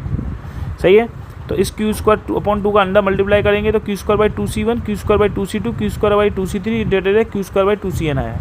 तो टोटल एनर्जी Q²/2Cn को क्या लिख सकते हो U1, Q²/2C2 को क्या लिख सकते हो U2, Q²/2C3 को क्या लिख सकते हो U3, ऐसे ही Q²/2Cn को क्या लिख सकते हो UN लिख सकते हो। तो बेटा क्या हो जाएगा, पोटेंशियल एनर्जी टोटल एनर्जी हो जाएगी U1 plus U2 plus U3 dead UN। तो मतलब जब भी कैपेसिटर सीरीज़ में जुड़े होते हैं तो जो टोटल एनर्जी निकालते हैं इसके कॉम्बिनेशन की वो किसके बराबर होगी, सम ऑफ इंडिविजुअल एनर्जी के बराबर होगी जो अक्रॉस द डिफरेंट कैपेसिटर होगा। ठीक है ना, क्लियर है। ऐसे ही एनर्जी स्टोर्ड पैरेलल कॉम्बिनेशन में निकाल लो, पैरेलल कॉम्बिनेशन में याद रखो वोल्टेज सेम होता है, तो ऐसा फॉर्मूला यूज़ करना है जहाँ पे V और C आ रहा हूँ, मतलब वोल्टेज सेम आ रहा हूँ, C तो आना ही चाहिए हर एक फॉर्मूले में। तो ये वाले में सीरीज़ में याद रखना Q सेम होता है, ठीक है, हर एक C के अक्रॉस। और इसमें क्या होता है, पैरेलल कॉम्बिनेशन में हर C के अक्रॉस वोल्टेज सेम होता है। तो C और V वाला फॉर्मूला कौन सा होता है, हाफ CV² होता है ना। तो टोटल एनर्जी ले ली हमने हाफ CV², क्योंकि पोटेंशियल कांस्टेंट होता है। अब C इक्विवेलेंट कितना होगा, पैरेलल कॉम्बिनेशन में C इक्विवेलेंट इक्वल टू होता है C1 plus C2 plus C3 dead Cn into V² का मल्टीप्लाई अंदर कर दिया, half C1 V², half C2 V², half Cn Vn² हो गया। तो देखो C1 V² को क्या लिख सकता हूँ मैं U1, ऐसे ही हाफ C2 V² को क्या लिख सकता हूँ U2, ऐसे ही हाफ Cn² को क्या लिख सकता हूँ UN लिख सकता हूँ। तो टोटल एनर्जी बच्चों कितनी हो जाएगी, यहाँ पर टोटल एनर्जी बराबर हो जाएगी, कितनी हो जाएगी total energy, U1 plus U2 plus डेड UN। तो टोटल एनर्जी क्या होगी पैरेलल कॉम्बिनेशन की, इक्वल होगी सम ऑफ इंडिविजुअल एनर्जी जो स्टोर्ड है इन द कैपेसिटर। ठीक है, sum of energy stored by the individual capacitors. ठीक है, इसके बराबर होगी टोटल एनर्जी जो कि स्टोर्ड होगी बाय द कॉम्बिनेशन ऑफ, ठीक है, कैपेसिटर जो कि कनेक्टेड है इन पैरेलल में, ध्यान रखना। ठीक है, क्लियर है यहाँ तक, आई होप अच्छे से आपको क्लियर होगा। ठीक है, चलिए नेक्स्ट देखिए, नेक्स्ट टॉपिक है energy density in A parallel plate capacitor. क्या होता है, जो न्यूमेरिकल्स हैं बेटा, मैं इसके बाद वाली वीडियोस में आपको न्यूमेरिकल्स कराऊंगा और बहुत अच्छे लेवल के न्यूमेरिकल्स कराऊंगा। ठीक है, ये मेरा आपसे वादा है।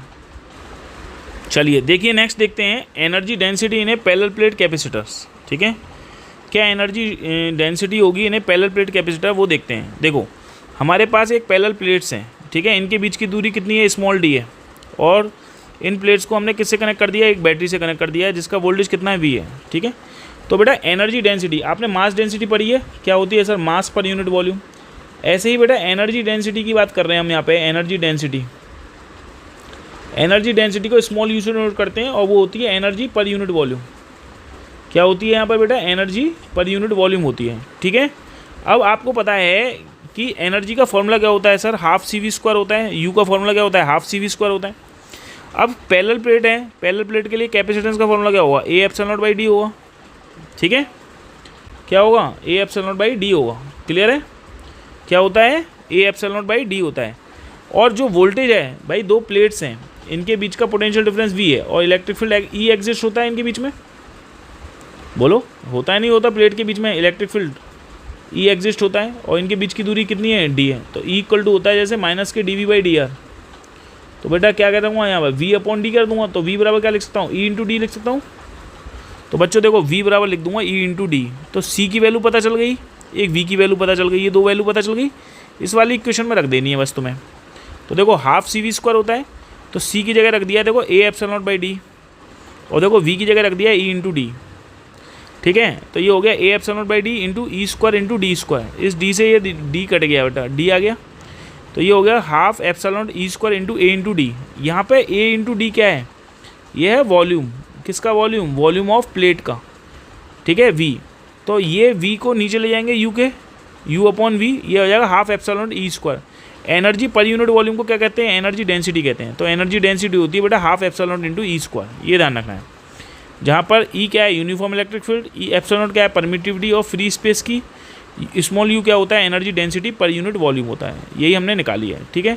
अगर दो प्लेट्स के बीच में मीडियम भरा हो जिसका डाइलेक्ट्रिक कांस्टेंट के हो तो कैपेसिटेंस के टाइम्स इंक्रीज हो जाता है बेटा, ये फॉर्मूला होता है। तो वहाँ पर half epsilon naught into E square था, यहाँ पे के का मल्टीप्लाई और कर देंगे बस। और के एप्सिलॉन नॉट को क्या कहते हैं, परमिटिविटी ऑफ मीडियम कहते हैं। तो यहाँ पे एप्सिलॉन नॉट के को क्या लिख दिए हैं, एप्सिलॉन लिख दिया है, half epsilon into E square. तो ये एनर्जी डेंसिटी का फॉर्मूला ये भी आ जाता है, जहाँ एप्सिलॉन क्या है, परमिटिविटी ऑफ मीडियम, एप्सिलॉन की वैल्यू एप्सिलॉन नॉट के होती है बेटा, के क्या है, डाइलेक्ट्रिक कांस्टेंट, एप्सिलॉन क्या होता है, absolute permittivity of free space की होती है, ठीक है। फिर से सुन लो, एक बार और देख लो। ये प्लेट थी, एनर्जी डेंसिटी होती है, जैसे मास डेंसिटी होती है वो होती है मास per unit volume, energy density होती है एनर्जी पर यूनिट वॉल्यूम। इनके बीच में जो एनर्जी स्टोर होती है वो फॉर्मूला होता है हाफ सी वी स्क्वायर। अगर पैरेलल प्लेट कैपेसिटर है उसका कैपेसिटेंस होता है ए एप्सिलॉन नॉट बाई डी, और वोल्टेज क्या होगा इनके बीच में, दो प्लेट्स के बीच में, वो होगा ई इंटू डी। ये वैल्यू उठा करके दोनों की वैल्यू यहाँ रख देनी है, ठीक है। तो डी से डी कट जाएगा बच्चों, ए इंटू डी को क्या कहेंगे, वॉल्यूम बोलेंगे, ये वॉल्यूम बोलेंगे। और एनर्जी पर यूनिट वॉल्यूम लिखते हैं small n u, energy density. तो एनर्जी डेंसिटी होती है half epsilon naught into E square.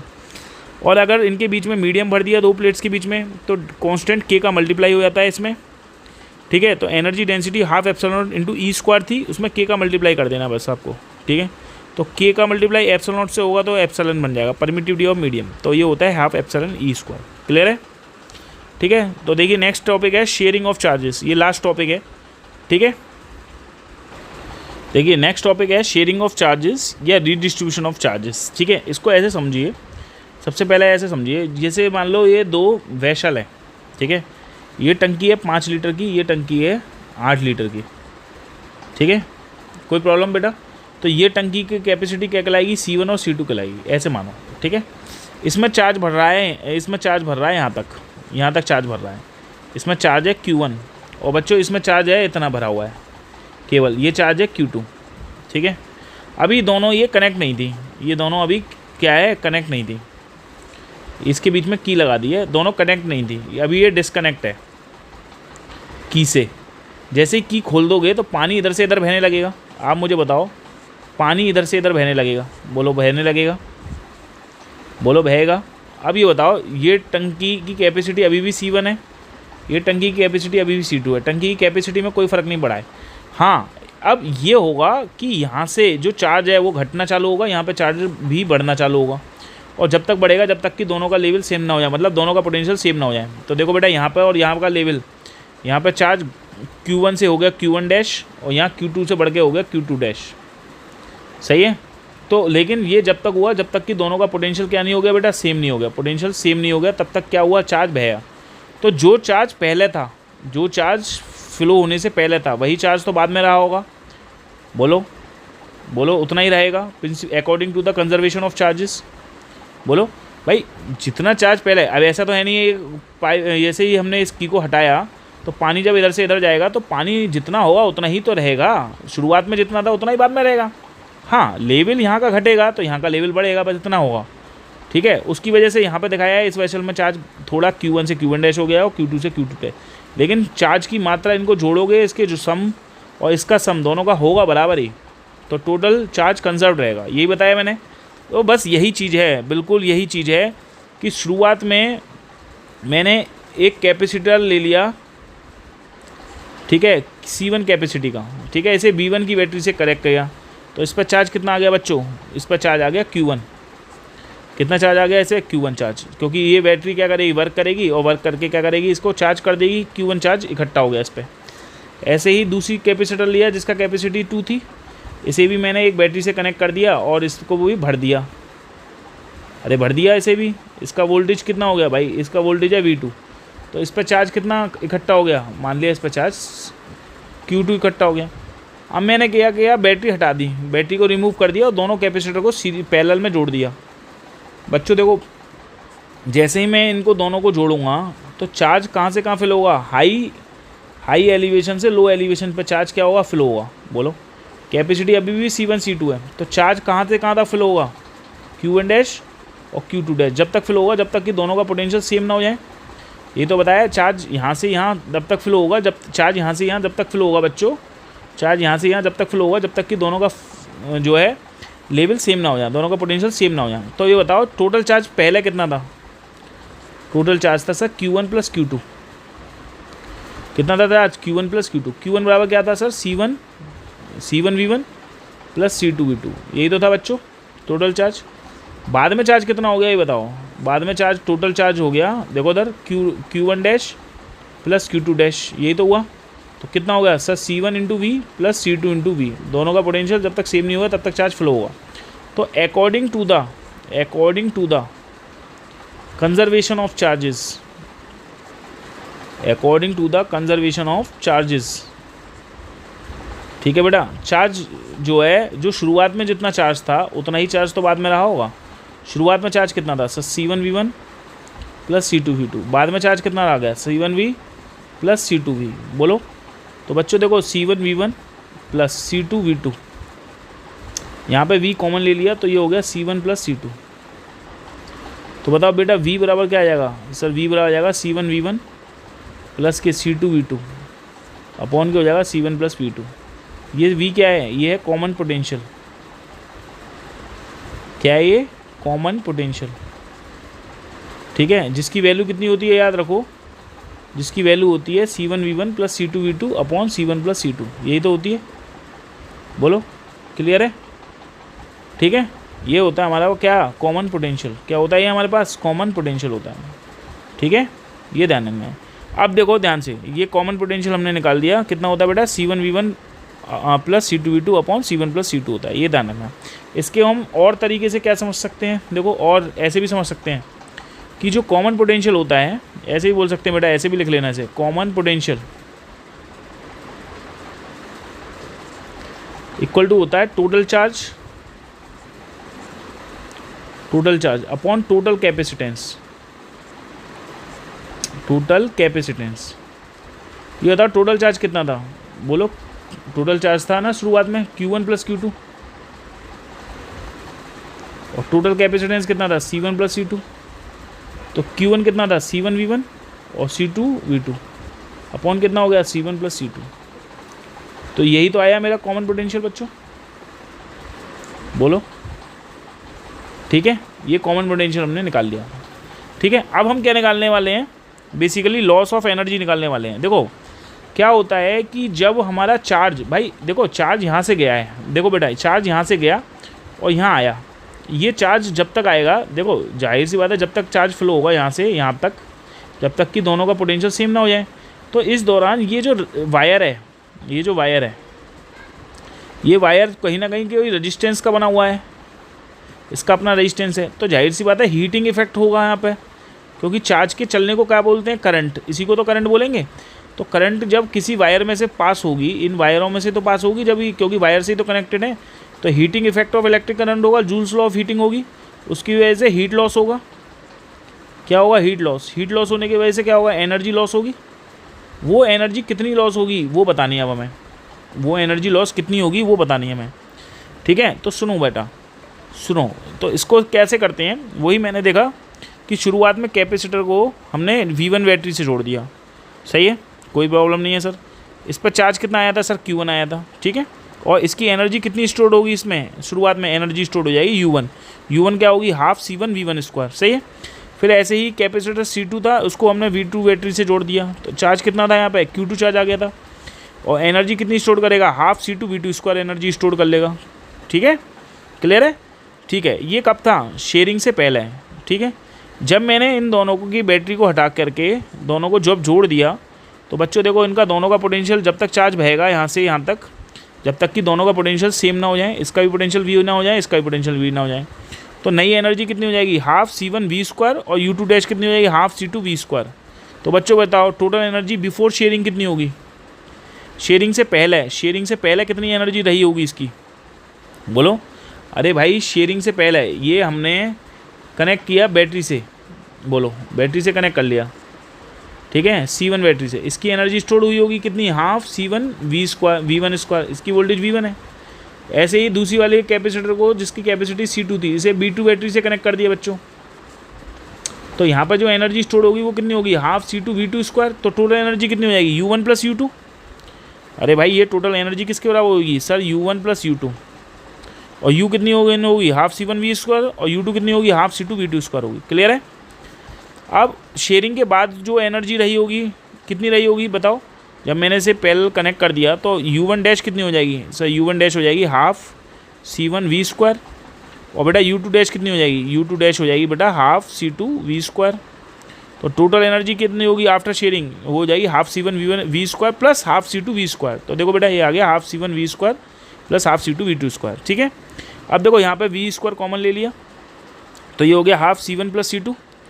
अब V की वैल्यू क्या होती है, कॉमन पोटेंशियल की वैल्यू, ये तो मैंने अभी बताई है तुम्हें, C1V1 plus C2V2 upon C1 plus C2। ये वैल्यू उठा करके इस फॉर्मूले में रखनी है V की जगह।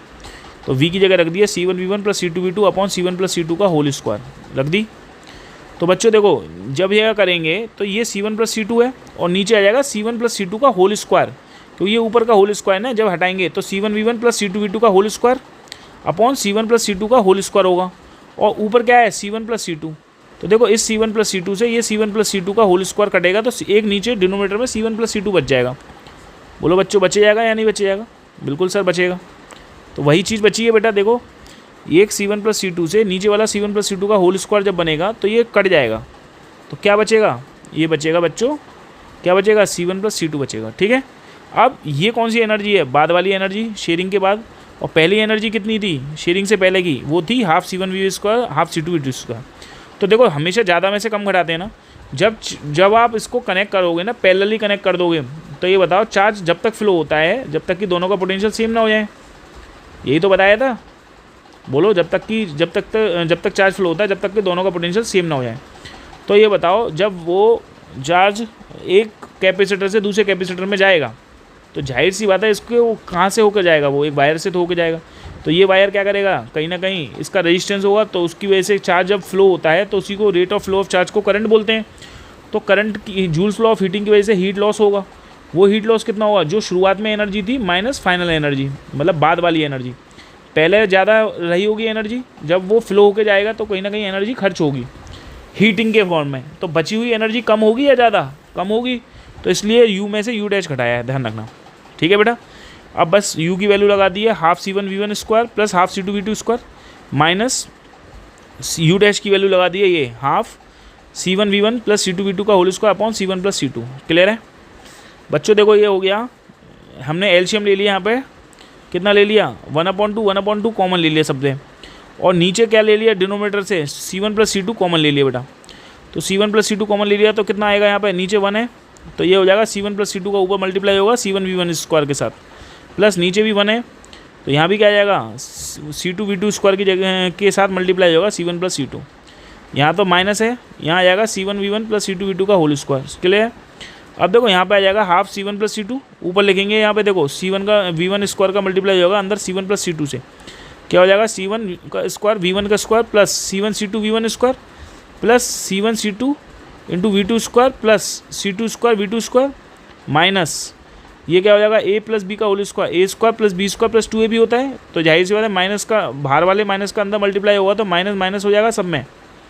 ठीक है। इस C1² से ये C1² V1² कट जाएगा, इस C2V2² से ये C2 V2² कट जाएगा बच्चों। तो ये देखो यहाँ पर देखो C1 C2 और देखो ये भी C1 C2 कॉमन निकल जाएगा, बाहर निकाल लिया C1 C2 कॉमन। ठीक है। तो ये रह जाएगा V1² plus V2² minus 2V2। तो इसको हम लिख सकते हैं A माइनस बी का होल स्क्वायर, मतलब V1 माइनस V2 का होल स्क्वायर लिख सकते हैं। तो ये फॉर्मूला पोटेंशियल एनर्जी का आता है half C1 C2 upon C1 plus C2 into V1 minus V2 का होल स्क्वायर आता है। ठीक है। तो आई होप आप लोगों को ये समझ में आएगा। यहाँ पे पूरा कैपेसिटर ख़त्म हो गया है, ये पूरा कैपेसिटर का जितना भी कुछ था सारा मैंने कंप्लीट एक्सप्लेनेशन किया है। ठीक है। इस वजह आपको आई होप समझ में आया होगा। दोबारा से मैं इसको लॉस ऑफ एनर्जी बता देता हूँ, एक बार रिपीट कर देता हूँ। इसमें कुछ नहीं था, शुरुआत में जो एनर्जी थी वो कितनी, जब V1 बैटरी से कनेक्ट कर दिया C1 को तो कितनी एनर्जी स्टोर करेगा, हाफ C1V1²। ऐसे ही C2 कैपेसिटर V2 बैटरी से कनेक्ट कर दिया तो कितना एनर्जी स्टोर करेगा, हाफ C2V2²। ऐसे ही शेयरिंग के बाद चार्जेस जब वो फ्लो हो जाएंगे तो जब तक चार्ज फ्लो होंगे जब तक कि दोनों का पोटेंशियल सेम नहीं हो जाता, तो यहाँ एनर्जी U1 डैश हो जाएगी, यहाँ एनर्जी U2 डैश हो जाएगी। ठीक है। तो वो U1 डैश कितनी होगी, हाफ C1V² होगी, और यहाँ एनर्जी कितनी होगी, हाफ C2V² होगी। ठीक है। टोटल एनर्जी कितनी हो जाएगी, half C1V² plus half C2V² हो जाएगी। ठीक है। अब लॉस ऑफ एनर्जी कितनी होगी, जब चार्जेस एक जगह से दूसरी जगह जाएंगे तो जाहिर सी बात है वायर के थ्रू होकर जाएंगे, और वायर में क्या होगी, करंट बहेगी तो जाहिर सी बात है वायर का कुछ मटेरियल है तो हीट लॉस होगी। तो इनिशियल एनर्जी में से फाइनल एनर्जी घटा दी है, इनिशियल में से फाइनल, इनिशियल कितनी थी, वो थी half C1V1² plus half C2V2², और फाइनल एनर्जी हमने यहाँ पे निकाल ली है बेटा। ठीक है, इस V की वैल्यू लगा दी है C1V1 plus C2V2 upon C1 plus C2, यहाँ लगा दी, इसका होल स्क्वायर कर दिया, सॉल्व कर दिया, ये आ गया हमारे पास। ठीक है, तो ये फाइनल एनर्जी हमारे पास आ गई। अब इसमें क्या किया है, 1/2 पहले से ही कॉमन निकाल के रखा है, और C1 C2 हमने एलसीएम ले लिया। तो यहाँ पर हमने सॉल्व किया, यहाँ पर नीचे 1 है तो क्या आ जाएगा, C1 प्लस C2 आ जाएगा, ऐसे यहाँ पर C1 प्लस C2 आ जाएगा, और यहाँ तो 1 आएगा, C1V1 प्लस C2V2 का होल स्क्वायर आ जाएगा। अब ये बेटा इसका मल्टीप्लाई अंदर कर दिया, इसका मल्टीप्लाई अंदर कर दिया, a प्लस बी का होल स्क्वायर यहाँ पे खोल दिया है, और माइनस बाहर है तो माइनस का मल्टीप्लाई अंदर कर दिया है, तो सॉल्व कर दिया, ये आ गया V1 माइनस V2 का ये होल स्क्वायर होता है, तो half C1 C2 upon C1 plus V2 V1 minus V2 का होल स्क्वायर आ गया। ठीक है, आई होप पूरा चैप्टर आपको समझ में आया होगा, बहुत अच्छे से समझ में आया होगा। ठीक है, तो इसी तरीके से मेरी वीडियोज़ को देखने के लिए मुझसे कनेक्ट रहिए। Thank you very much. अब नेक्स्ट वीडियोज़ में हम बात करेंगे डाइलेक्ट्रिक, जो कि which is also the part of the NCERT, जहाँ पर हमारे कुछ टॉपिक्स डाइलेक्ट्रिक से रिलेटेड दे रखे हैं। तो मैं एक छोटी सी वीडियो आपके लिए डाइलेक्ट्रिक की भी बना के लेके आऊँगा नेक्स्ट पार्ट में। ठीक है, कल हम बात करेंगे और अच्छे से समझेंगे डाइलेक्ट्रिक को। ठीक है, इस वीडियोस को पॉज करके बार बार देखिए, बार बार उस चीज़ को रिवाइज़ करिए। आई होप समझ में आया होगा, बहुत अच्छे से समझ में आया होगा, ये मेरा आपसे वादा है। ठीक है, तो मेरे वीडियो से स्टिक हो जाइए और चुपके रहिए मेरे साथ जब तक तुम्हारा एग्ज़ाम ना हो जाए। ठीक है, थैंक यू वेरी मच। मिलते हैं नेक्स्ट वीडियो में, जो नेक्स्ट वीडियो होगी पार्ट 3 होगा, जो कि डाइलेक्ट्रिक होगा। ओके बेटा, थैंक यू।